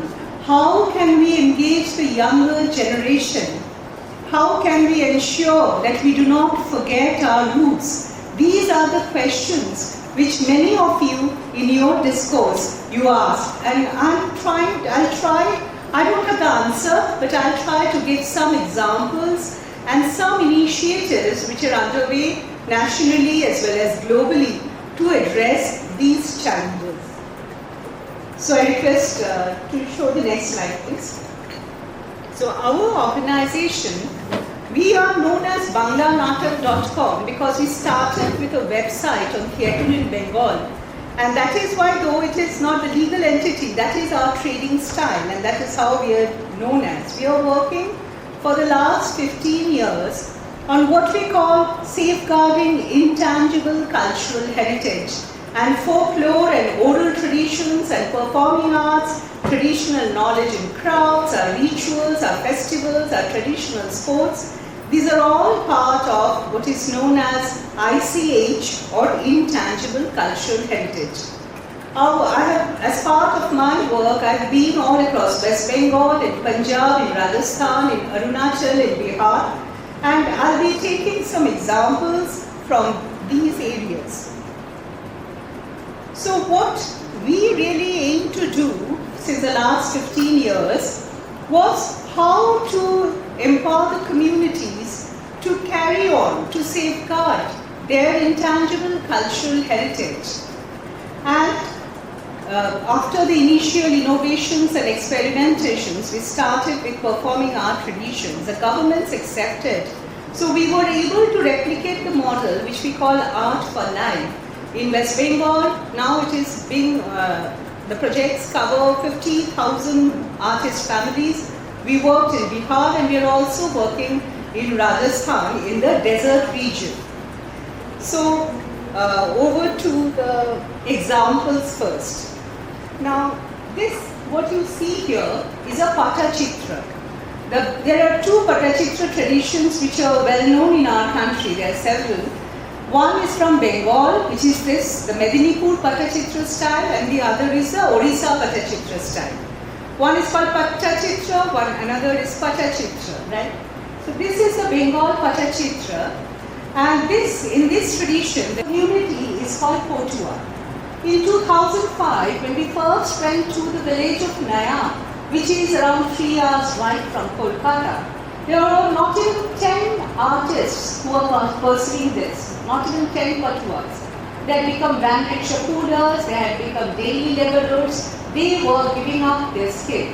And we thought that, see, this is such a rich community.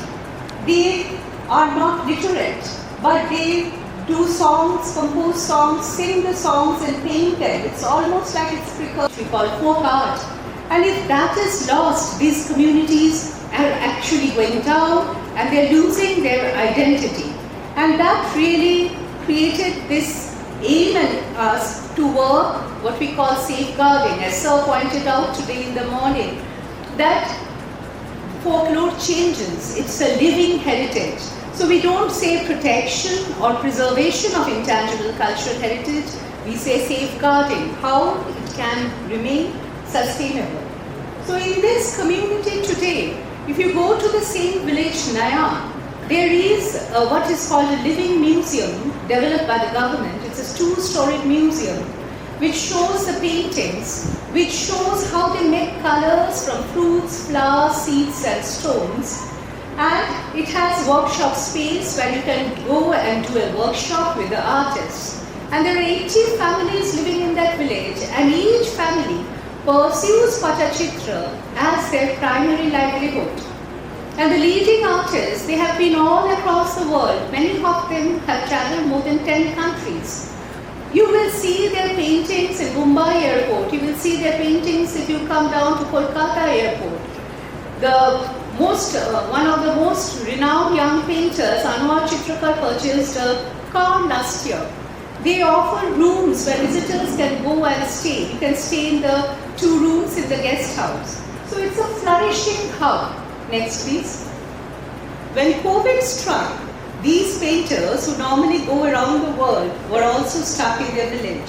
COVID disrupted the creative market.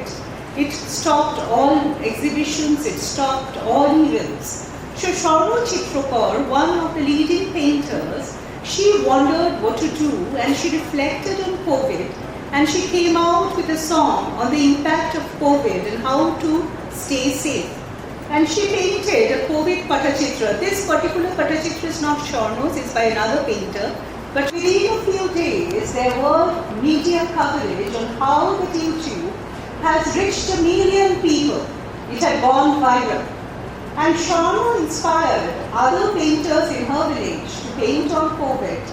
And she herself got commissioned by a publishing house in South India, Chennai, to depict the impact, sing songs on a wide variety of events. So here you see the tsunami, how people are getting rescued by the helicopter and how tsunami is imagined as a monster.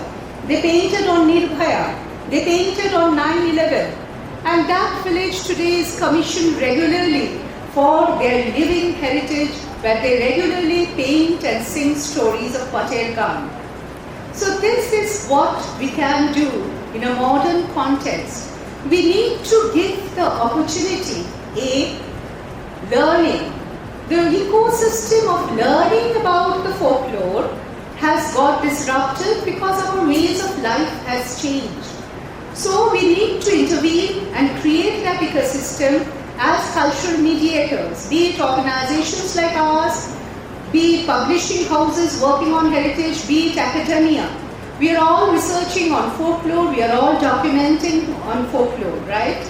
But what we need to do is to work with the communities to ensure what UNESCO calls the skill transmission mechanism needs to thrive. So in that village of Naya, every Sunday, young children, they learn the songs from their parents, from their grandparents. Pingla is a success story because today the Veeran Patuas, they travel. These Chitrakas is a very syncretic tradition because they are all followers of Islam. And they're singing songs of Durga, they're singing songs of Hindu mythology. And they are painting figures, and that's why, Orthodox Muslims do not accept them. But despite that, this community pursues their tradition. So Pingla is really a story of how enabling the skill transmission mechanism helps the art, the folklore to thrive. Next please. There is another school of painting called Santal painting, which is the Santal Patachitra. This is found in Jharkhand, this is found in Purulia. When we started in 2005, some of these photos used to give us years back. And the story there is same as what Naya was in 2005. Only 4 or 5 persons knew the songs. But look at the colors. It's a different painting style, it's a different color style. They use the rocks and stones found in that plateau area as have come forward. In every village there are only 3 or 4 practicing patuas. And each style is different. We are also learning. We learned about the style in Birbhum, where again it's a Hindu tradition and they are painting on Gopalan. They are painting on Chaitanya, which the others are not. So this is what I wanted to say, that it is not enough just to research, not enough just to document. Till 2005, many institutions, many academics had researched Patachitra. There were books. Many of these 5-6 artists were practicing, were taken to conferences like this. But the skill transmission ecosystem was lost, and that is very important for any folklore, any folk tradition to survive. Next please. Now, what are the challenges in this survival? And also, there are challenges in commercialization. Because often this question is raised, right? If you take the art form to market, sing in a certain way, dance in a certain way, and then the originality is lost. So how to prevent that? I'll just share the example of Kantha. Kantha is a tradition of embroidery, and it used to be called the vocabulary of rural women. And variations of run stitch, which had very interesting names like Dhane Chora and things like that, It was their imagination, Fanch Dawa, Dhane Chora and things like that. So, when the partition happened and when Bangladesh happened, both times, there were like millions of refugees who came in.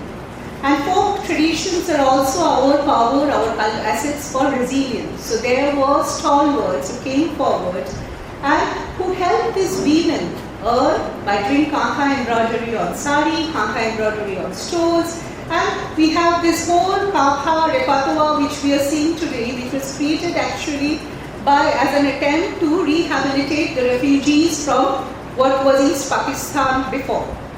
But what happened in that commercialization process, the storytelling which you see here, if you go to museum collections, you will find wonderful kankas telling the story of Indigo revolt, telling the story of colonization. That vocabulary was lost. I was talking of the pitfalls of commercialization. So these women, they were given cloth, they were given designs which were stressed on them, they were given threads and asked to do at a very low wage.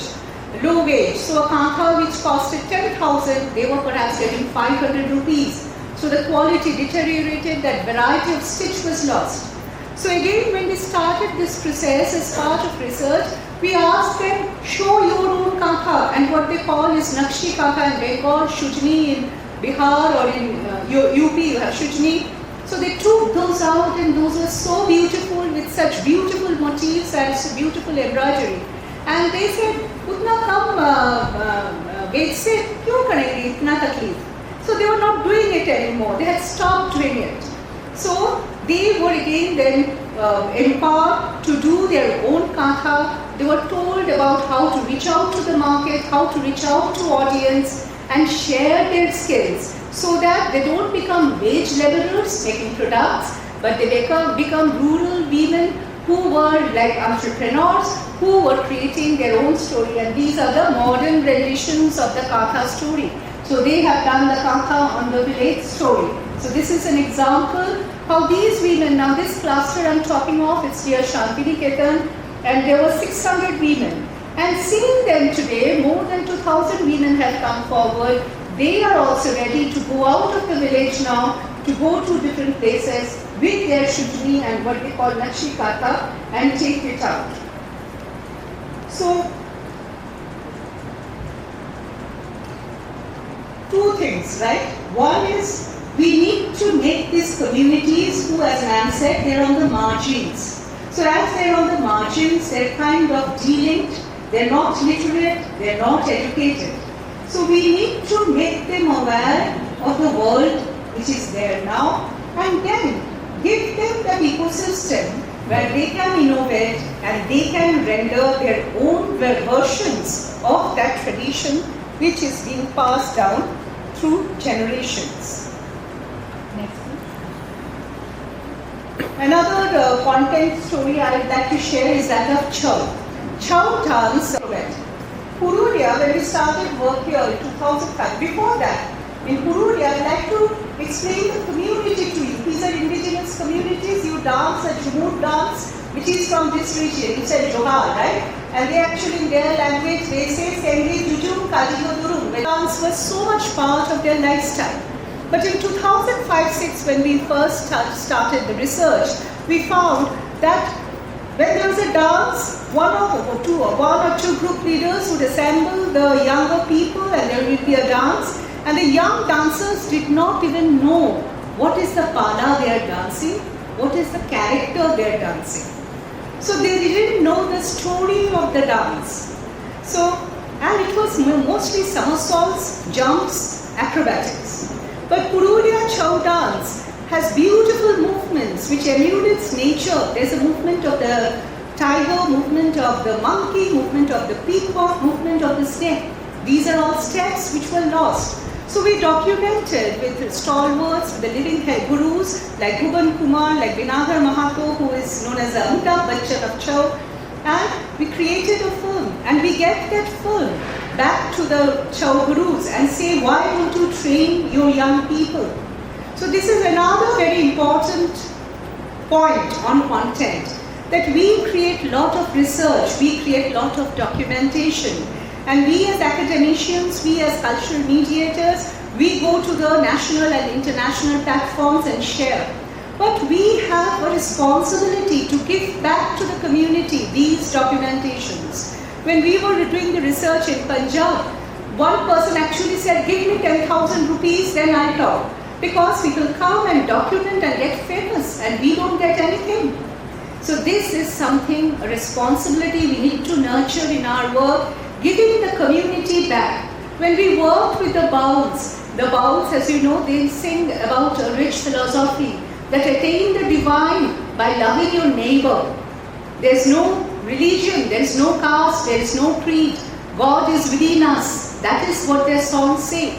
And they have a series of tattva, Deho tattva and other tattva, which are the philosophies. And they complain that researchers come, they interpret our things without going through the Baul process. Baul is not a song, it's a philosophy, it's a way of life. And unless you go through the process, you can't document and publish. And it is, for publishing you need our consent, because it is something which is flowing from the Guru to the Shishya. Same with Chow dance, when we were documenting, there were 20 Gurus, and one Guru called a step something, another Guru called a step something else. So we created a conference like this of Chow Gurus and asked them to decide among themselves which step will be called what, and that documentation is now out. For the Bauls, we wrote down their oral traditions and give back books of their song. Whatever recordings we did, we gave them back their CDs, and that created the ecosystem of learning. And Purulia, in 2005, Purulia was, no one went to Purulia because there was so much Maoist insurgency. There was so much Nasalai, the night trains were cancelled. And today Purulia records more tourism than Darjeeling in West Bengal as a destination. And wherever you go, you get to see Jhumur dance, you get to see Chow dance. Before in Purulia, there was only one agriculture, the rest of the year it was Palayan, where people out-migrated for work. Today, young people are earning through Chow, through Jhumur, through these dance, and they are not changing it. No one is dictating it, but they are developing new palas. They have done a pala on COVID too. Another best thing which happened, sometime in 2012, a young girls group came forward and said, why will only boys dance Chow? And they started learning. And today there are 13 groups of women dancers dancing Chow in Purulia. So you see, if you give the energy to the community, then the community steers it to directions which we can't even imagine. And that is what I call the ecosystem for the context to survive. Next. This program has been supported by ICSSR, and yesterday's presentations also we spoke a lot about. In this puppetry, they actually pull levers where the puppets move and we sing the song, and it is again a dying tradition. So you see the indigenous technology which was there, where they innovated such beautiful way of storytelling. So their possibilities are enormous, and I think our duty is to capture all this and also give it back to the community. Say that if we don't change the way we live, there won't be a city of Calcutta, a city of Mumbai, or a city of Chennai in 30 years from now, because the sea level will rise.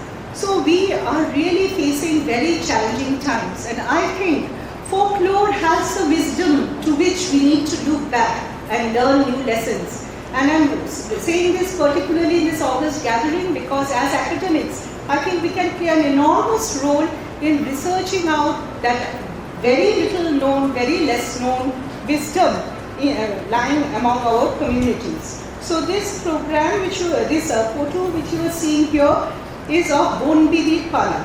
Bonbidi Pala is a tradition in Sundarban region. It is again a very nice folklore where a merchant tried to procure the forest goods, and a young boy tried to stop him, and he tried to abduct the boy, and Bonbidi came. Bonbidi is the lady of the forest. The Bonbidi came and protected. So they always pray and sing to Bonbidi. So this is how reverence for nature is very much part of our culture. You did a Jhumur dance yesterday. They have a song which says Johar Johar Maranguru. Maranguru is a big hill. Duniya Tahara Guru. Sirjan Duniya Taha Lihahiya Khud Se Neha. Which means a big hill. You are the supreme teacher. You teach us. And this is where lot of work, remains to be done because we really don't know. That traditional wisdom, that traditional knowledge are gone. In Sundarban, we have the boatman sing Bhatiyali. Many of you have heard these tunes and lyrics in our Mumbai movies, in the Bollywood movies. But now there are only 10 or 12 Bhatiyali singers because of migration, because of Aila, because of all these super cyclones hitting that area, people are moving out. So we spoke of migration a lot yesterday. This is the age of supra-diversity. I have actually heard a presentation from a white person from Amsterdam talking about Bihari Lokgit in Amsterdam. So, and we have discussed about this movement of Lokgit with the indentured labor in yesterday's discourse. So, this is the area of supra-diversity, and we need to accept other cultures. I was thinking today, like Varanasi, while Mr. Professor Banerjee was giving his presentation, Varanasi, it's a Hriday city, so a lot of work is going on the tangible part. But this city itself has so many communities representing all parts of India. And if we search for the folk tales of Varanasi, and I don't think we'll get that. So maybe that should be the part of organizations here in Varanasi to create this, what we call inventory, and inventory the stories and have it accessible, because I'm sure we learn more and more from those stories. Harnessing such local knowledge systems has also, there are folklore which teaches the weavers how to weave jamdani. So there are so many stories. So all these need to be documented. Today only, as part of our work in Rajasthan, we are having the first Kaldelia festival. In the western deserts of Rajasthan, no one goes to the villages. So people just go to see the food, they go for the desert safari. But there are actually villages where everyone is a musician, the Langa and the Manganians. And their songs, they tell so many stories. There are songs which actually guide the goats. They're used for grazing their goats. So there are such enormous storehouse of knowledge there. So in this Kaldelia festival, the Kaldelias who had lead a nomadic life in the desert, they know so much about traditional medicine. They say, none of us wear specs because we know what to do. Maybe we need to learn from them, and this rich knowledge is not documented. Next, please. So this year I have been blessed because I have been documenting around 17 communities in Arunachal Pradesh. And they are like living schools of sustainability. They live in houses made with backyard biodiversity raw material. They do not use a single forward. I'll just take 5 more minutes to say some of the points which, as the discussions were happening. Today there was a discussion on that whose property is folklore. Folklore is brought down through communities, so it is not owned by anyone. No, it is owned by the community. And Professor Banerjee gave the example of geographical indication. India has done marvelous work in GI because we learned the lesson hard way. When there were American companies and European companies doing patent on turmeric, doing patent on basmati, we realized something of our culture is being used by others, and we worked hard, we fought hard, and so now we have a very good database on our biodiversity knowledge. And all the traditional medicines in 5, all our Ayush, then Unani and all, there are databases, and those are translated in 5 international languages, so that if there is a patent, someone can search and say, no, it's a traditional knowledge from India. But we need to do the same for what we can call our folklore, which is our biocultural heritage, because that is talking about our way of life.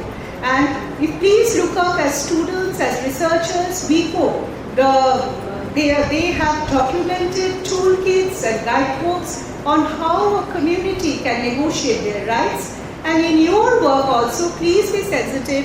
Whenever you are using a picture, whenever you are recording a song, just don't name the tradition, name the artist, name the village. When we show a photo of Amitabh Bachchan, we say this is Amitabh Bachchan, though everyone knows him. But when we show a photo of a folk dancer, a storyteller, we say Pandavani, but we don't name her. So we need to name them. Give a name tradition, and that way, it strengthens the community identity, it strengthens the community pride, and that's the learning we have. That's how Noya has evolved, and seeing Noya, others have come forward. So the community ownership needs to be recognized, and UNESCO 2003 Convention for Safeguarding of Intangible Cultural Heritage and UNESCO 2005 Convention for Promotion of Cultural Diversity, they have well laid out steps, and online there are all sorts of capacity building material from where you can learn more. In 15-20 minutes I can't really cover everything, but what I'm saying that globally there are initiatives underway to safeguard our folklore, to safeguard the content as well as create new context if necessary for the content to continue, for the content to remain sustainable and viable. With that I end. Thank you. Victory, you have covered a large area geographically, culturally, socially, and we have learned how to survive through our culture sustainably. Thank you, ma'am. Now, it's my honor and privilege to invite the chief guest of the valedictory session today, Professor P.N. Singh sir, Director IUCTE, Varanasi University, to share his views. Professor P.N. Singh.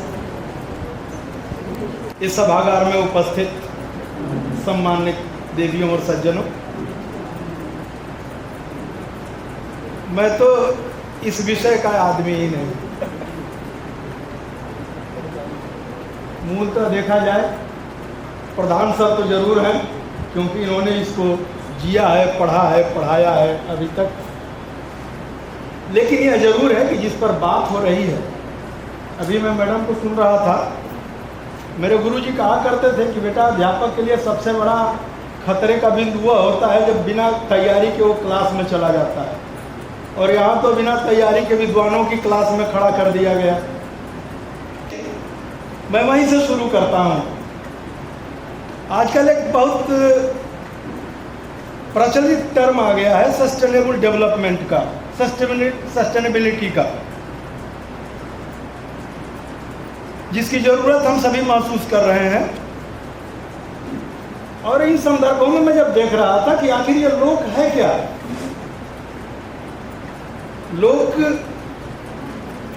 और मुझे लगा कि लोक अगर स्थान के रूप में लेते हैं तो देवलोक है, पाताल लोक है, मृत्युलोक है, तमाम तरह के लोक, यानी इसका मतलब कहीं ना कहीं से स्थान भी है। और जब स्थान है तो वहाँ लोग होंगे, उनकी अपनी पहचान होगी, उनकी स्थानीयता होगी, और इन्हीं संदर्भों में उनकी जो लोक, उनका जो लोक व्यवहार है, उनका जो दैनंदिन व्यवहार है, जिसमें जीवन को जीने के लिए जो उनका संघर्ष है और विकास के लिए जो उनकी प्रतिबद्धताएं हैं और जो उनके प्रयास हैं, वे सभी शामिल हैं। वर्षों तक हमारी परंपराओं में यह विकास अगर जीवित रहा तो उसके पीछे की वजह भी लोक ही था। मेरे जैसा आदमी ये मानता है। क्यों? जैसे अभी साइंस की बात आई, मैडम ने कहा कि हमारी कथाओं में साइंस, मैं केवल एक उदाहरण आपको देना चाहूँगा। बचपन में प्राथमिक कक्षाओं में, मेरे ख्याल से 7वीं 8वीं में, 6वीं 7वीं 8वीं में, एक कहानी सबने पढ़ी। संस्कृत वाले ने पढ़ा चतुरा काका, अंग्रेजी वाले ने पढ़ा थर्स्टी क्रो, और हिंदी वाले ने पढ़ा प्यासा कौवा। मुझे दक्षिण में 12 वर्ष काम करने का अनुभव मिला। ये कहानी तेलुगु में भी पढ़ाई जाती थी, विजयवाड़ा में भी बहुत ही रहा, हैदराबाद में। ये कहानी मैंने भी पढ़ी, लेकिन इसके वैज्ञानिक पक्ष की जानकारी आप लोगों में से किसी ने पढ़ी है? प्यासा कौवा, ऑडियंस प्लीज, पढ़ी है ना? कोई साइंस है इसमें? इस कहानी में साइंस हो सकता है क्या? कहीं नहीं ना, नहीं हो सकता। हम भी यही मानते थे, लेकिन ये कहानी भैया साइंस के लिए ही पढ़ाई गई होगी, जिसने भी ये बनाई होगी, मेरा मानना है, क्योंकि घनत्व का सिद्धांत इसी में है। भाई वो कौन सी बात थी कि कौवा प्यासा है, कहानीकार तो कहानी के माध्यम से आपको घनत्व का सिद्धांत बता रहा है। हम क्या करते हैं, आर्किमिडीज के माध्यम से बताते हैं, जिनको हमारे बच्चे ने देखा नहीं, जाना नहीं, समझा नहीं। और दुनिया का हर शिक्षाविद इस बात पर बल देता है कि शिक्षा का माध्यम भी स्थानीय भाषा होनी चाहिए, और स्थानीय उदाहरणों के माध्यम से, स्थानीय प्रसंगों के माध्यम से बच्चे को अगर जोड़ करके पढ़ाया जाए तो वह उसका ज्ञान और उसको धारण करने की क्षमता दोनों बेहतर हो सकती है, उसका विकास भी बेहतर हो सकता है। तो हर जगह है, अलग अलग कौवा पूरे देश में पाया जाता है। और उसने बताया कि भैया प्यासा था, पानी नीचे था, तो उसने कंकड़ उठाया और डालना शुरू किया। कब तक डाला? जब तक कि पानी ऊपर नहीं आ गया। इसका मतलब कि घनत्व का सिद्धांत है। लेकिन हमारे भी गुरुजी ने प्राइमरी में हमको नहीं बताया कि बेटा इसमें घनत्व का सिद्धांत है। मैं जब टीचर ट्रेनिंग में आया बीएड में, तो हमने बच्चों से पूछा, आपको आश्चर्य होगा, अध्यापक से विद्यार्थी कम जानकार नहीं होता। एक बहुत बड़ी शर्त है कि हम अध्यापक अगर बच्चे की काबिलियत पर भरोसा करें तब। विजयवाड़ा में प्रैक्टिस टीचिंग चल रही थी, जो लोग बीएड किए होंगे जानते होंगे, मैं पीछे बैठा था। जब तक क्लास खत्म हो गई तो मैंने पूछा कि बच्चों, दूसरा लड़का पढ़ा रहा था जो बीएड का ट्रेनी था, मैं पीछे बैठा था। मैंने पूछा, इसमें कोई वैज्ञानिक सिद्धांत है क्या? एक लड़का पीछे से हाथ खड़ा किया। हमने कहा जी। उसने कहा सर आर्किमिडीज थियरी है इसमें। ये बच्चे की उसकी प्रतिभा है, उसकी क्रिएटिविटी है। बाद में मुझे लगा पूरी क्लास में यही कैसे बताया। तो मैंने एक दिन बाद, चूंकि वहां जाना अक्सर होता था, एक दिन अकेले में पूछा, बेटा ये कल जो तुमने बताया कहां से सीखा? कहा मेरी दादी कहानी में बताती थी। ये लोग, और जिस हम धारणाक्षम विकास की बात आज करते हैं, सस्टेनेबल डेवलपमेंट की बात करते हैं, तो वह तब होगा जब स्थानीयता के माध्यम से, यानी फ्रॉम लोकल टू ग्लोबल, स्थान से यानी अपने जगह से आप दुनिया की बात करेंगे तब तो ठीक, और नहीं छोड़ देंगे तो त्रिशंकु बन जाएंगे, जो प्राय हम बन गए। और जब स्थानीयता की बात होगी तो लोक व्यवहार, लोगों के व्यवहार में जिंदा रहने वाला तत्व है, वही खत्म हो रहा है। जो चुनौती की बात मैडम ने किया कि चुनौती यही है कि इसे कैसे जिंदा रखा जाए। आप मोबाइल पर खेलो चलेगा, नई पीढ़ी को मोबाइल दे दो चलेगा, नए जमाने के साथ उसको जोड़ दो ये भी चलेगा। लेकिन अगर विकास को धारणीय विकास बनाना है तो आप देख लो, आप 2 कदम चल के देख लीजिए। जैसे ही आप एक पैर उठाएंगे आगे के लिए तो एक पैर जमीन पर टिका रहेगा, और दोनों पैर उठा देंगे तो छलांग लगानी पड़ेगी। लेकिन धीरे धीरे बढ़ना है, तो जो पैर हवा में उठता है वही विकास है, और जो पैर जमीन पर रहता है वो हमारी परंपराएं हैं, वो हमारी संस्कृति है, वो हमारा लोक व्यवहार है। यही लोक है, जहाँ तक मुझे लगता है इसे बचाए रखें, मुझे लगता है यही ठीक है। यही आज के समय की चुनौती भी है, और यही इसे पूरा करना हमारा दायित्व भी होना चाहिए। और ये हम लोगों पर ज़्यादा जिम्मेदारी है बनिस्पत नए लोगों के। इनमें ऊर्जा बहुत है और अपने पास अनुभव बहुत है, दोनों को मिला दिया जाए तो शायद उपाय यानी समाधान निकल आएगा। एक और बात कह के खत्म कर दूंगा। हम लोग लोक व्यवहार की जब बात करते हैं तो इसमें नैतिकता, मर्यादा, ये सारी चीजें हैं। वो कहानी हम लोगों ने पढ़ी होगी, सुनी होगी, जब ईमानदारी की बात एक माँ ने अपने बेटे को बताया था कि बेटा झूठ नहीं बोलना चाहिए। और ये सारी चीजें कहानियों में हम लोगों ने भी अपने दादियों से, नानियों से, दादाओं से, नाम वाम से सुना। आज तो वो बात थोड़ी गुम हो गई है, तो माताएं सुनाए ना, बुरा नहीं है। मोबाइल के बजाय थोड़ा समय निकाल करके अपने बच्चे को, क्योंकि छोटे बच्चे की दो ही सबसे बड़ी ख्वाहिश होती है, पहला खेलना और दूसरा कहानी सुनना। आप उनसे पूछ लीजिए क्या चाहते हो, अगर मोबाइल में पकड़ाएं आप तो बच्चा दो ही चीज पसंद करता है, या तो खेलना या कहानी सुनना। और ये कहानी हमारी लोक कथाओं में थी, और ये हमारे लोक व्यवहार को चित्रित करती थी। दूसरी एक बात, साक्षरता और शिक्षा की जो है, विद्यानिवास मिश्र जी एक बात कहे थे, मुझे याद है, संपूर्णानंद संस्कृत विश्वविद्यालय में उनका व्याख्यान था, और उन्होंने कहा कि हमारा जो प्रौढ़ शिक्षा कार्यक्रम के अंतर्गत बात थी, एक अनपढ़ आदमी जिसे हम कहते हैं, वो बेशक पढ़ना नहीं जानता होगा, लिखना नहीं जानता होगा, लेकिन वो किसी पढ़े लिखे से ज्यादा शिक्षित जरूर है। ये भ्रम भी दूर करना होगा। शिक्षा और साक्षरता में शिक्षित वह नहीं है जिसने ज्यादा पढ़ लिया। अभी हम लोग आ रहे थे, रास्ते में शैलन सिंह जी बाहर बैठे हैं, उन्होंने एक वो वीडियो खोला था, हम सुन रहे थे कि जैसे जैसे हम एक दुकान पर गए बाजार में, तो हमने तनाव खरीद लिया, ये खरीद लिया, वो खरीद लिया, वो खरीद लिया, जैसे जैसे विकसित हो गए, जैसे जैसे पढ़ते गए। लेकिन पढ़ने के साथ साथ हमने उसे गुनना और उस पर मनन करना कम किया। बहरहाल कम पढ़ा लिखा आदमी, लोग जिसे कहते हैं गांव में, क्योंकि यह देश तो गांव का देश है, हमने ऐसे बहुत से लोगों को देखा है। मैं एक छोटा उदाहरण और दे दूं, आप कीनाराम जी की एक कथा है, छोटी सी पतली सी पुस्तिका है, मेरा गांव मेरा विद्यालय, कभी मिले तो पढ़िएगा, जिसमें उन्होंने बताया है कि हमने पनिहारी से क्या सीखा, गणरिये से क्या सीखा, अमुक काका से क्या सीखा, अमुक चाचा से क्या सीखा। हम लोग भी गांव से जुड़े रहे हैं, गांव के बहुत से लोगों से हमने बहुत कुछ सीखा, और जो सीखा वो जीवन में उतरा तो आज भी है, और जो पढ़ा वो भूल गए। ये नहीं कहते कि पढ़ा न जाए, लेकिन ये भी कहते हैं कि थोड़ा गांव की ओर, लोगों की ओर, लोक की ओर बढ़ा जाए।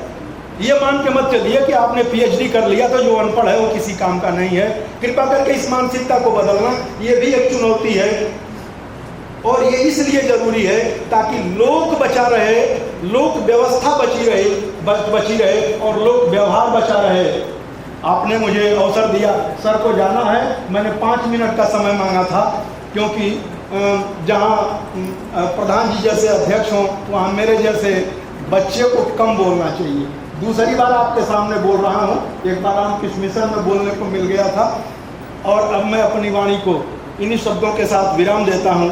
आपने मुझे वक्त दिया, सुना, और आयोजकों ने मुझे आपसे मिलने का अवसर दिया। आप सबका बहुत बहुत आभार, बहुत बहुत धन्यवाद। जय Hind. For the presidential remarks, I humbly invite Professor Avdesh Pradhan sir, Professor Department of Hindi, Varanasi University, and a very well-known scholar, to please come forward and share his insights. Professor Avdesh Pradhan sir. आचार्य जी, भाई professor TN. Singh ji, Saurabh Kumar Singh ji, और हमारे हिंदी जगत के और देश के विख्यात कलाविद, संस्कृति समीक्षक, कवि, ये बहुत बड़ी उपलब्धि है इस संगोष्ठी की। यहाँ आदरणीय प्रयाग शुक्ल जी उपस्थित हैं, मैं उनको प्रणाम करता हूँ। हमारी बहन आदरणीय आशीष कला त्रिपाठी जी, और आप सभी विदुषी बहनों और बंधुओं, मैं भाग्यशाली हूँ कि इस महान शिक्षा संस्था में आपने मुझे महत्वपूर्ण संगोष्ठी में साझा करने का अवसर दिया। अपना विचार, एक आज़ादी का अमृत महोत्सव केवल स्वाधीनता संग्राम को स्मरण करने से नहीं पूरा होता। इस स्वाधीनता संग्राम की कई पहलू थे। धर्म का जागरण हुआ उसी दौर में, विज्ञान का जागरण हुआ उसी दौर में, उसके साथ ही कला का जागरण हुआ, हमारी भाषाओं का जागरण हुआ, साहित्य का जागरण हुआ, और जो कलाओं का जागरण हुआ उसके बारे में बहुत कम चर्चा होती है। स्वामी विवेकानंद ने सबसे पहले इसकी ओर ध्यान खींचा कि पश्चिम की और भारत की कला में क्या फर्क है, और हेवेल के साथ सिस्टर निवेदिता वगैरह की चर्चा, अवनींद्रनाथ ठाकुर और पूरे बंगाल में जो कला का जागरण हुआ, आप जानते हैं कि उससे पहले कंपनी चित्र शैली चल पड़ी थी। क्या चित्रित कर रहे हो तुम लोग? सिस्टर निवेदिता ने बहुत ही जैसी उनकी शैली थी, उनका तुम्हारी इतनी महान परंपरा, और जनता वगैरह कलाविद लोग गए और उसके बाद बहुत सारी चीजें बदली। जैसे अतीत से, परंपरा से बहुतेरा प्रकाश हमने लिया, उसमें एक प्रकाश वो भी था जिससे हमारा सौंदर्य बोध फिर से उसका जागरण हुआ। तो देश की चेतना का जागरण तब तक पूरा नहीं होता जब तक उसके सौंदर्य बोध का भी जागरण नहीं। आप बहुत शक्तिशाली हो, लेकिन आपका सौंदर्य बोध बहुत ही घटिया दर्जे का होगा। तो बर्बर भी लोग होते हैं, बड़े शक्तिशाली होते हैं, बहुत सारे युद्ध जीत सकते हैं, लेकिन उन्हें सभ्य नहीं कहा जा सकता, उन्हें सुसंस्कृत नहीं कहा जा सकता। और इन कलाओं के जागरण में संगीत हो या कुछ भी, उन लोगों ने शास्त्रीय परंपराओं के साथ साथ जो लोक परंपराएं हैं उनको धूल झाड़ के फिर से सबके सामने रखा, और उसमें आनंद कुमार स्वामी जी का बहुत भारी योगदान। हमारे हिंदी जगत में हम लोगों के सौभाग्य से डॉक्टर बाबूशरण अग्रवाल आए, और आप जानते हैं मथुरा संग्रहालय में रहते हुए, लखनऊ में रहते हुए उन्होंने कलाओं के लिए क्या किया। तो आप पाएंगे कि 1940 में पाणिनि के अष्टाध्यायी पर काम करते हुए 12 साल तक उन्होंने उस पर काम किया। पाणिनि के अष्टाध्यायी, पाणिनि के सूत्रों में से उन्होंने भारत का इतिहास ढूंढ के निकाला। 2 खंडों का अद्भुत ग्रंथ।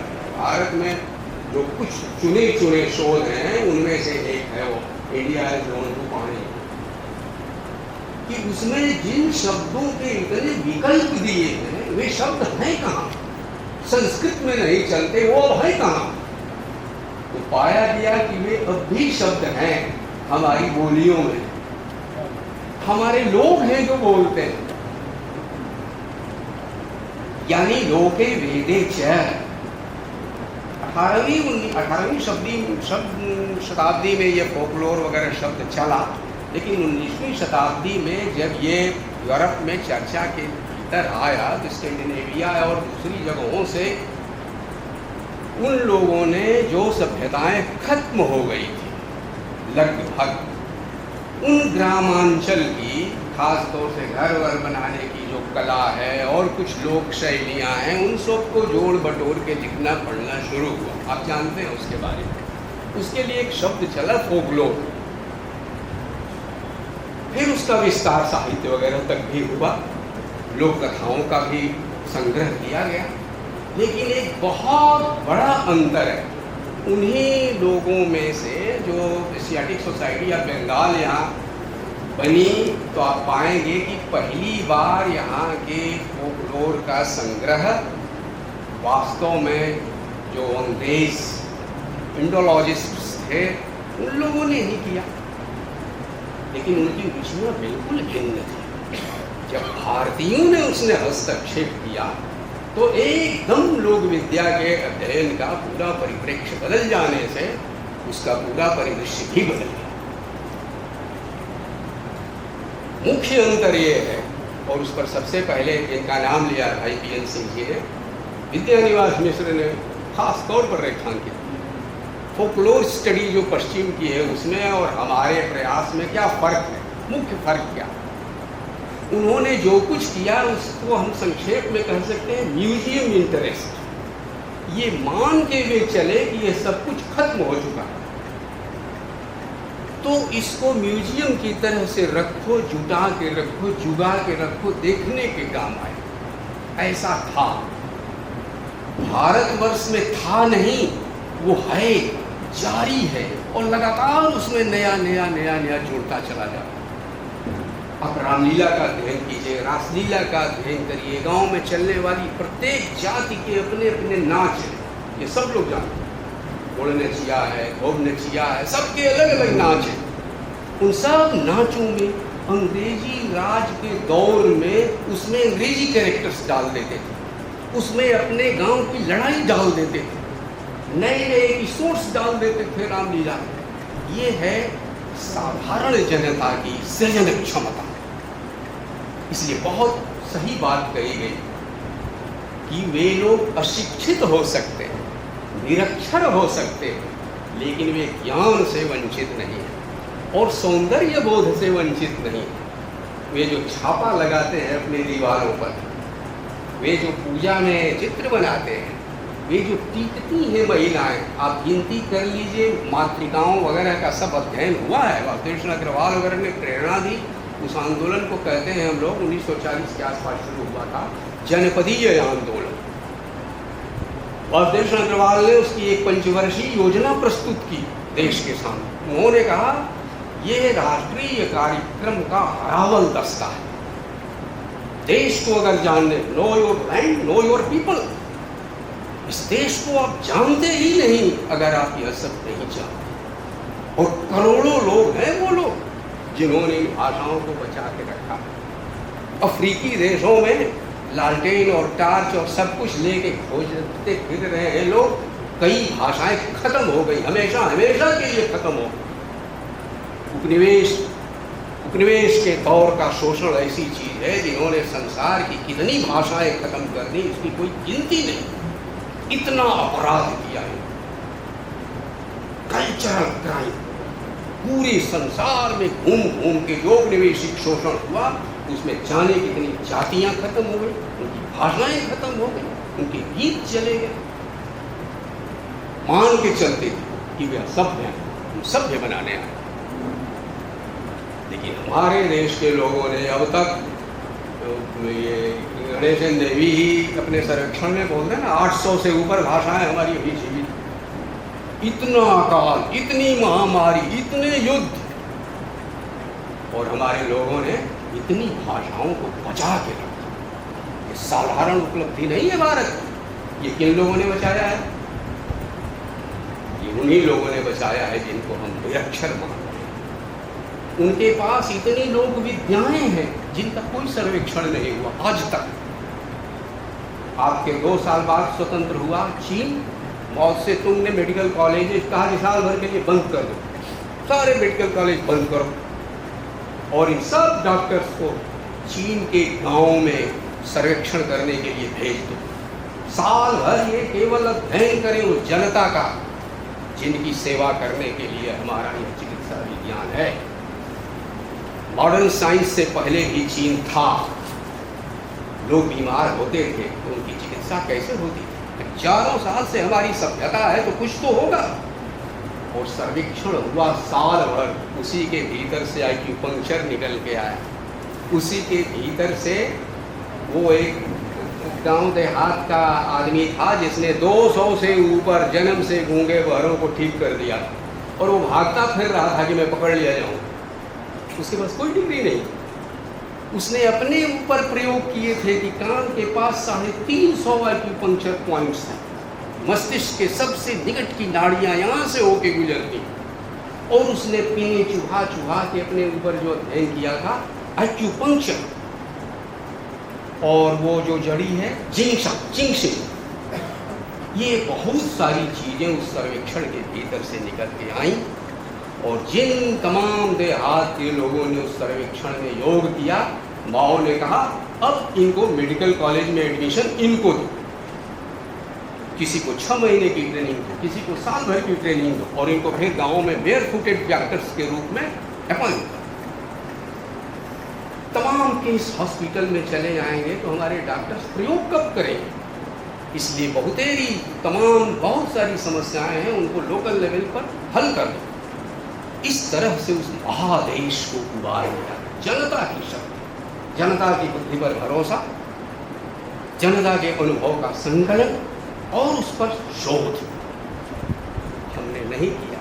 इतनी विद्याएं अभी हमारे लोगों ने सुरक्षित रख छोड़ी हुई है। पशुपालन के क्षेत्र में, कृषि के क्षेत्र में, मौसम विज्ञान के क्षेत्र में।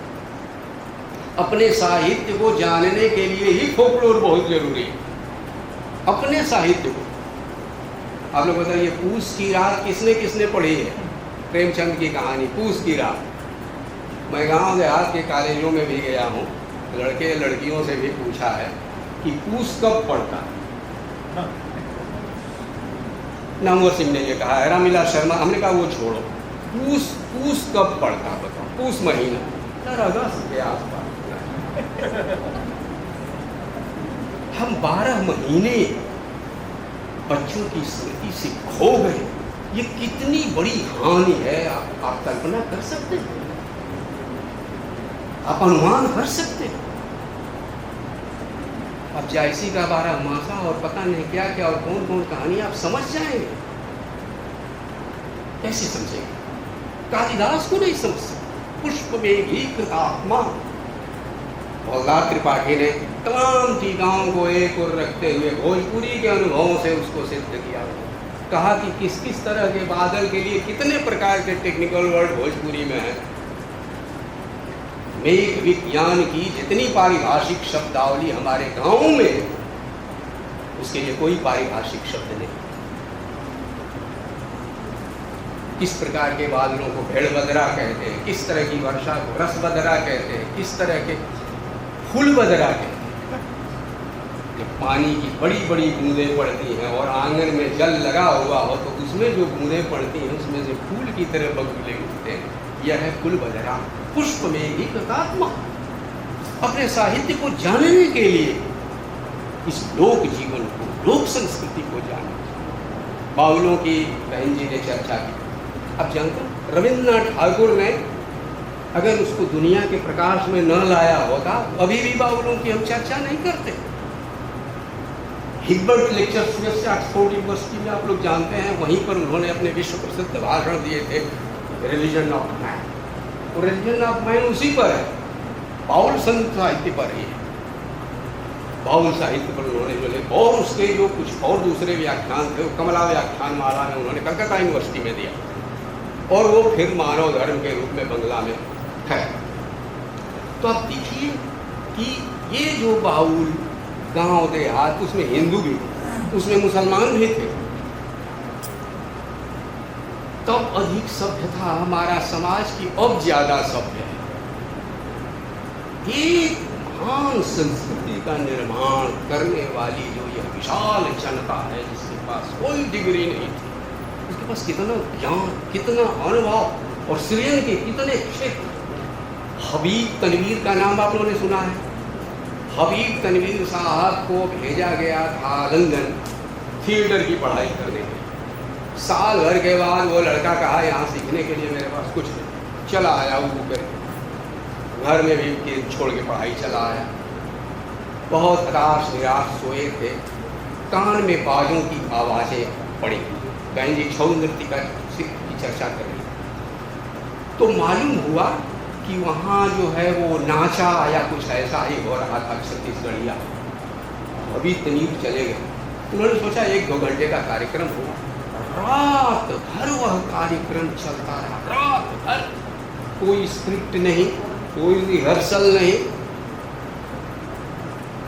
हमारी गांव की जो भाई शादियों में देख लीजिए, बच्चे होते हैं उसमें देख लीजिए, उनके पास कोई कॉपी नहीं, कोई रिहर्सल नहीं। तू पढ़ाओ, तू पढ़ाओ, तू पढ़ाओ, शुरू करते करते गाना शुरू करती हैं और रात भर गाती रहती है। उनकी वह स्मरण शक्ति जिसकी यूरोप के बड़े बड़े पंडितों ने प्रशंसा की कि भारत के लोगों की स्मरण शक्ति और गणित की उनकी जो सहज प्रतिभा है, इसमें कोई जवाब नहीं है संसार में। वो प्रतिभा इसी के भीतर से। वे निरक्षर हो सकते हैं लेकिन वे ज्ञानी नहीं। वो मौसम देख के बता देता है, साहब बहुत जबरदस्त आंधी आने वाली। पेड़ों पर बगुले बैठ के बता देते, साहब 3 दिन बाद बहुत भारी बाढ़ आएगी जैसी कभी नहीं आई। वो लोग बोल देते। वो किस बाढ़ का चर्चा चल रहा था? सुनामी। सुनामी में तमाम शिक्षित लोग डूब गए।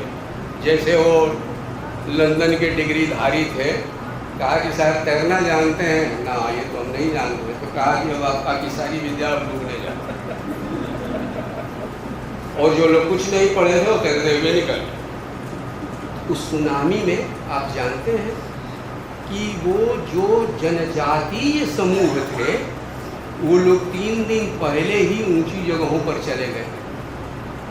हमारी के जान जाते हैं समुद्र की हवाएं जान, वे सब 3 दिन पहले निकल गए थे, वो सब बच गए। आप प्रकृति के कितना करीब है, ज्ञान किताब से आता है क्या? इसीलिए रविन्द्रनाथ ठाकुर और हमारे देश के जितने बड़े लोग हुए हैं आज़ादी की लड़ाई के दौर में, उन्होंने शिक्षा का जागरण, हर क्षेत्र का नक्शा जो बनाया उसको बहुत गंभीरता से लेना चाहिए। प्रकृति के पास रहते हुए ही लोगों ने ये ज्ञान सृजन किया और उसका विकास किया। मुझे बहुत खुशी है कि हमारे इस महाविद्यालय ने 2 दिन एक महत्वपूर्ण चर्चा की, और अंग्रेजी विभाग ने की। अंग्रेजी विभाग को बड़ा हम लोग बदनाम किया करते हैं कि साहब ये 2 जड़ से कटे हुए लोग हैं, ऐसी ऐसी भाषा बोलते हैं, देश से इनका कोई मतलब नहीं है। अब वो अंग्रेजी विभाग नहीं रह गए, अब अंग्रेजी की पढ़ाई हमारे यहाँ बहुत दूसरे ढंग से हो रही है।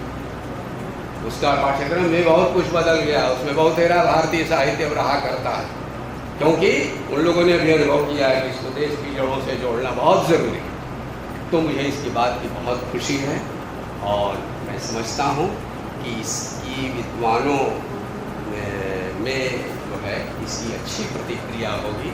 शोध के नई खिड़कियाँ आप इसमें से खोलेंगे। और देखिए, आज़ादी, अभी देश आज़ाद नहीं हुआ था, उसी समय इन चीज़ों के बारे में इतनी गंभीरता से सोचा। वासुदेव शरण अग्रवाल ने कहा यह राष्ट्रीय कार्यक्रम का अरावल दस्ता। तो आज़ादी के बाद राष्ट्र निर्माण की जो चुनौतियाँ थीं उसमें ये सब चीज़ें हमारे काम आने वाली हैं। जैसे कहा गया ना कि आज भी इनका क्या उपयोग, तो इनका उपयोग केवल हमारे लिए केवल म्यूजियम इंटरेस्ट की चीज़ नहीं है। ये हमारे लिए आज़ादी के अमृत महोत्सव का 1 साल खत्म हो जाने के बाद खत्म हो जाने वाली चीज़ नहीं है, बल्कि ये देश की पूरी चेतना को उन्नत करने के लिए और उसकी हजारों हजार खिड़कियाँ खोल देने के लिए ये बहुत ज़रूरी है। और एक छोटी पहल भी सही दिशा में होती है तो उससे बहुत सारी संभावनाओं के द्वार खुलते हैं। तो इन्हीं शब्दों के साथ मैं आप सबके प्रति हार्दिक शुभकामना व्यक्त करता हूँ, और आदरणीय प्रोफेसर रजघाट सिंह जी को मैं धन्यवाद देता हूँ कि उन्होंने अपनी संस्था में हमें अपने विचार साझा करने का यह अवसर दिया।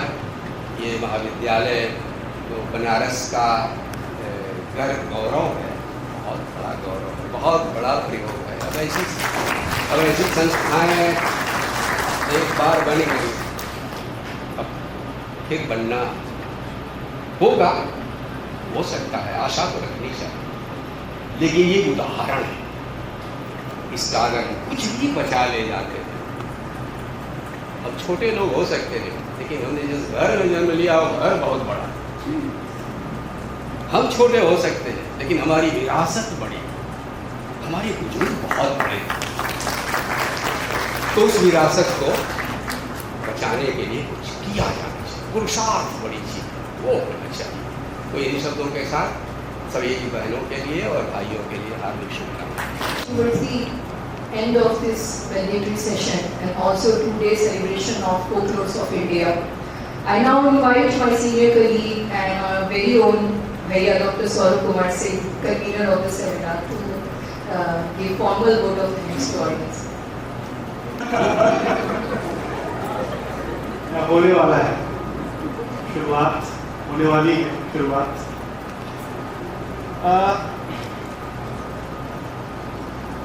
मैं शुरुआत प्रधान जी से करूँगा। मैंने उनको फ़ोन किया कि सर फोकलोर पे सेमिनार कर रहा हूँ, मेरा अधिकार है, मुझे हो जा रहा है। मैंने कहा आना है, तो कह रहे हैं कि अरे अंग्रेजी के सेमिनार में हम क्या करो। हम कहते कि गुरु जी यदि सेमिनार अंग्रेजी में हुई तो फोकलोर हो चुका है।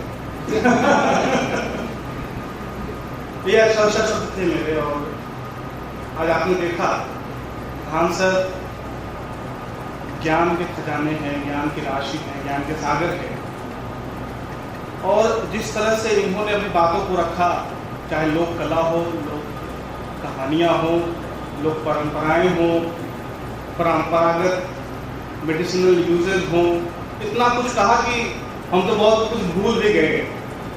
सर बहुत बहुत धन्यवाद, मैं कैसे कहूँ, बहुत बहुत धन्यवाद।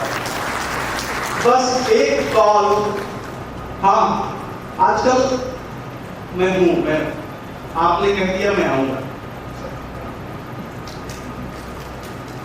पीएन सिंह सर, उन्होंने कहा कि पहले मैंने अलका सिंह से पूछा कि दीदी चीफ गेस्ट कौन बनेगा, तो उन्होंने कहा तुम बताओ। मैंने कहा पीएन सिंह सर। हमारे एक मित्र हैं बिलासपुर में, आपको छोटे भाई हैं, कहा भैया पीएन सिंह को क्या, उन्होंने कहा कि मैं फोक नहीं जानता हूँ। अरे सर कौवा को कौन बोलेगा, प्यासे कौवे को।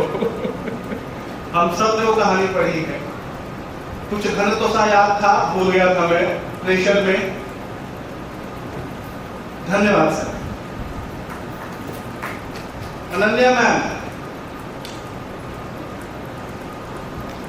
मैंने इनको कॉल किया, इन्होंने कहा क्या है, मैंने कहा सेमिनार महाविद्यालय में। इन्होंने कहा लेकिन मैं यूनिवर्सिटी सिस्टम की नहीं हूं। This is what she said, that I don't belong to university, I don't belong to a college. Think about it. I mean, these are her unspoken words, I think. And I said, ma'am, this is what I want. I want a person whose life has thoroughly been dedicated to the folk life. And the result is yes. And not only yes, the next day she is getting her tickets booked. The next day. That's the kind of, I mean, she has that passion towards folk life, folk literature. And that I saw, perceived the very first and second day. And today I saw, again, Wordsworth is coming to mind, Clinton Abbey. Again, I think a little bit Azadi.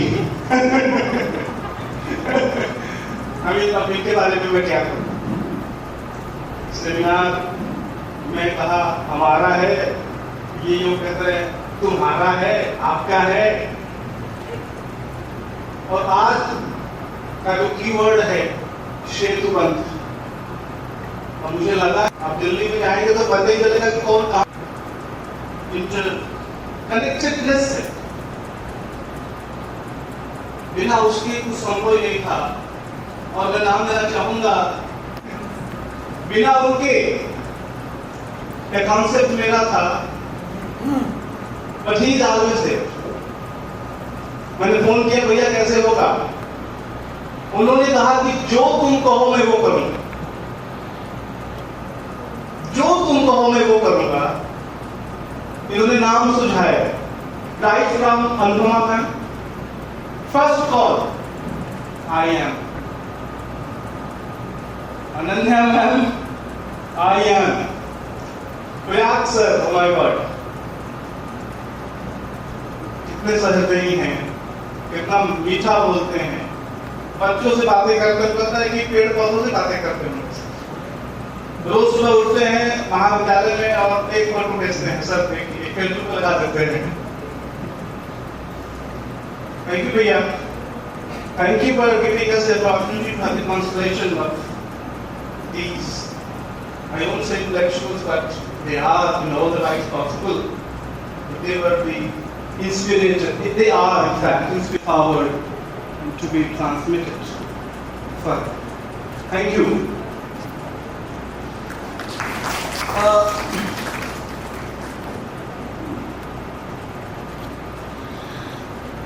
मैंने कहा कि सेतुबंध है। Saroj sir कहाँ है? अच्छा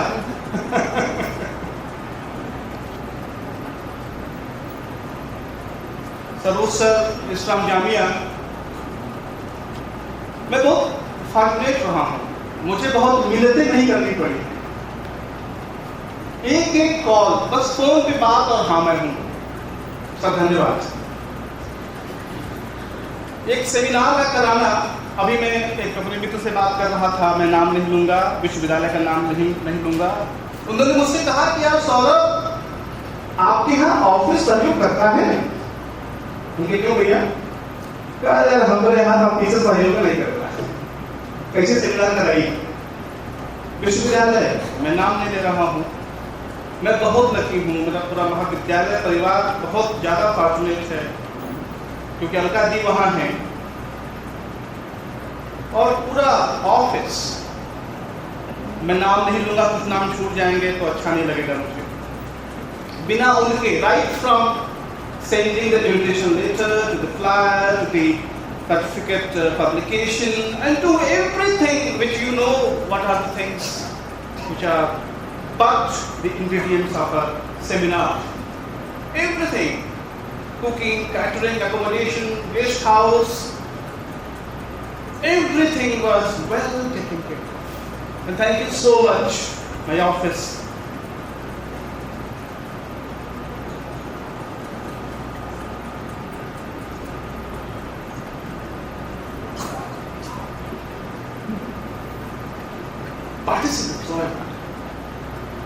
जब मैं सोचा था कि फोकलोर पे सेमिनार कराऊंगा, मुझे डर था कि यार कोई आएगा कि नहीं आएगा।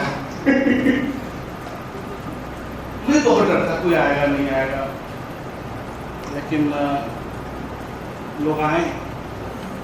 सुनीता ने रिपोर्ट पढ़ा, मैं उससे लेके आऊंगा। धन्यवाद। मेरी कलीग्स, आप सब जानते हैं,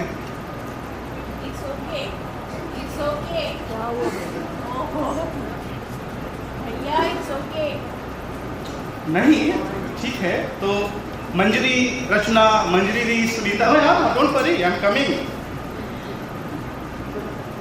जो कल्चर प्रोग्राम हुआ,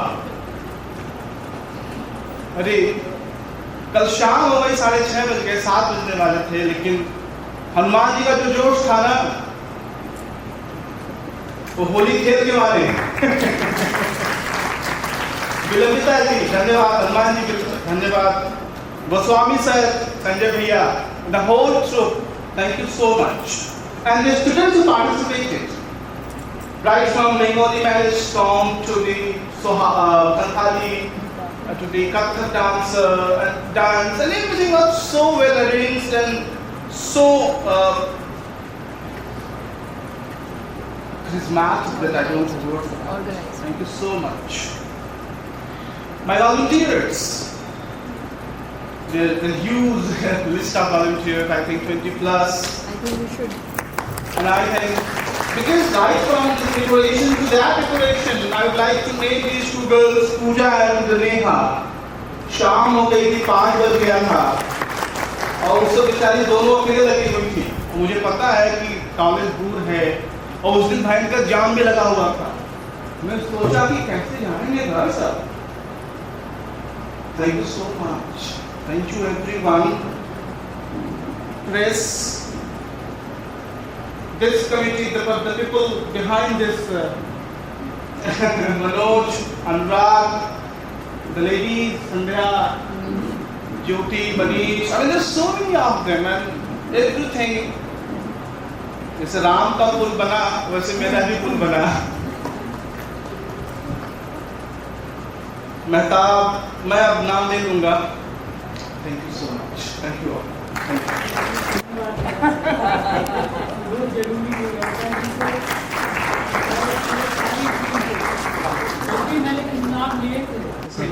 बहुत खुशी हुई, सब बड़े प्रबुद्ध लोग हैं, बुद्धि वैभव, और देव जी ने कितनी सुंदर बातें कही, तो हमारा भी बुद्धि वैभव पढ़े लिखे समाज का है, लोग का, जिनको हम सामान्य लोग मानते हैं, का सब मिलाकर कुछ लगता है कि ऐसा एक बुद्धि वैभव तैयार हुआ है।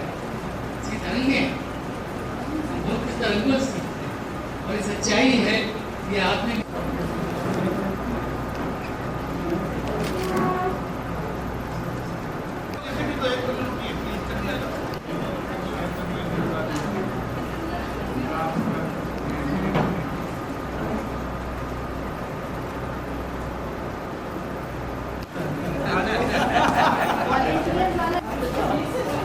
K. Ram Dingliani.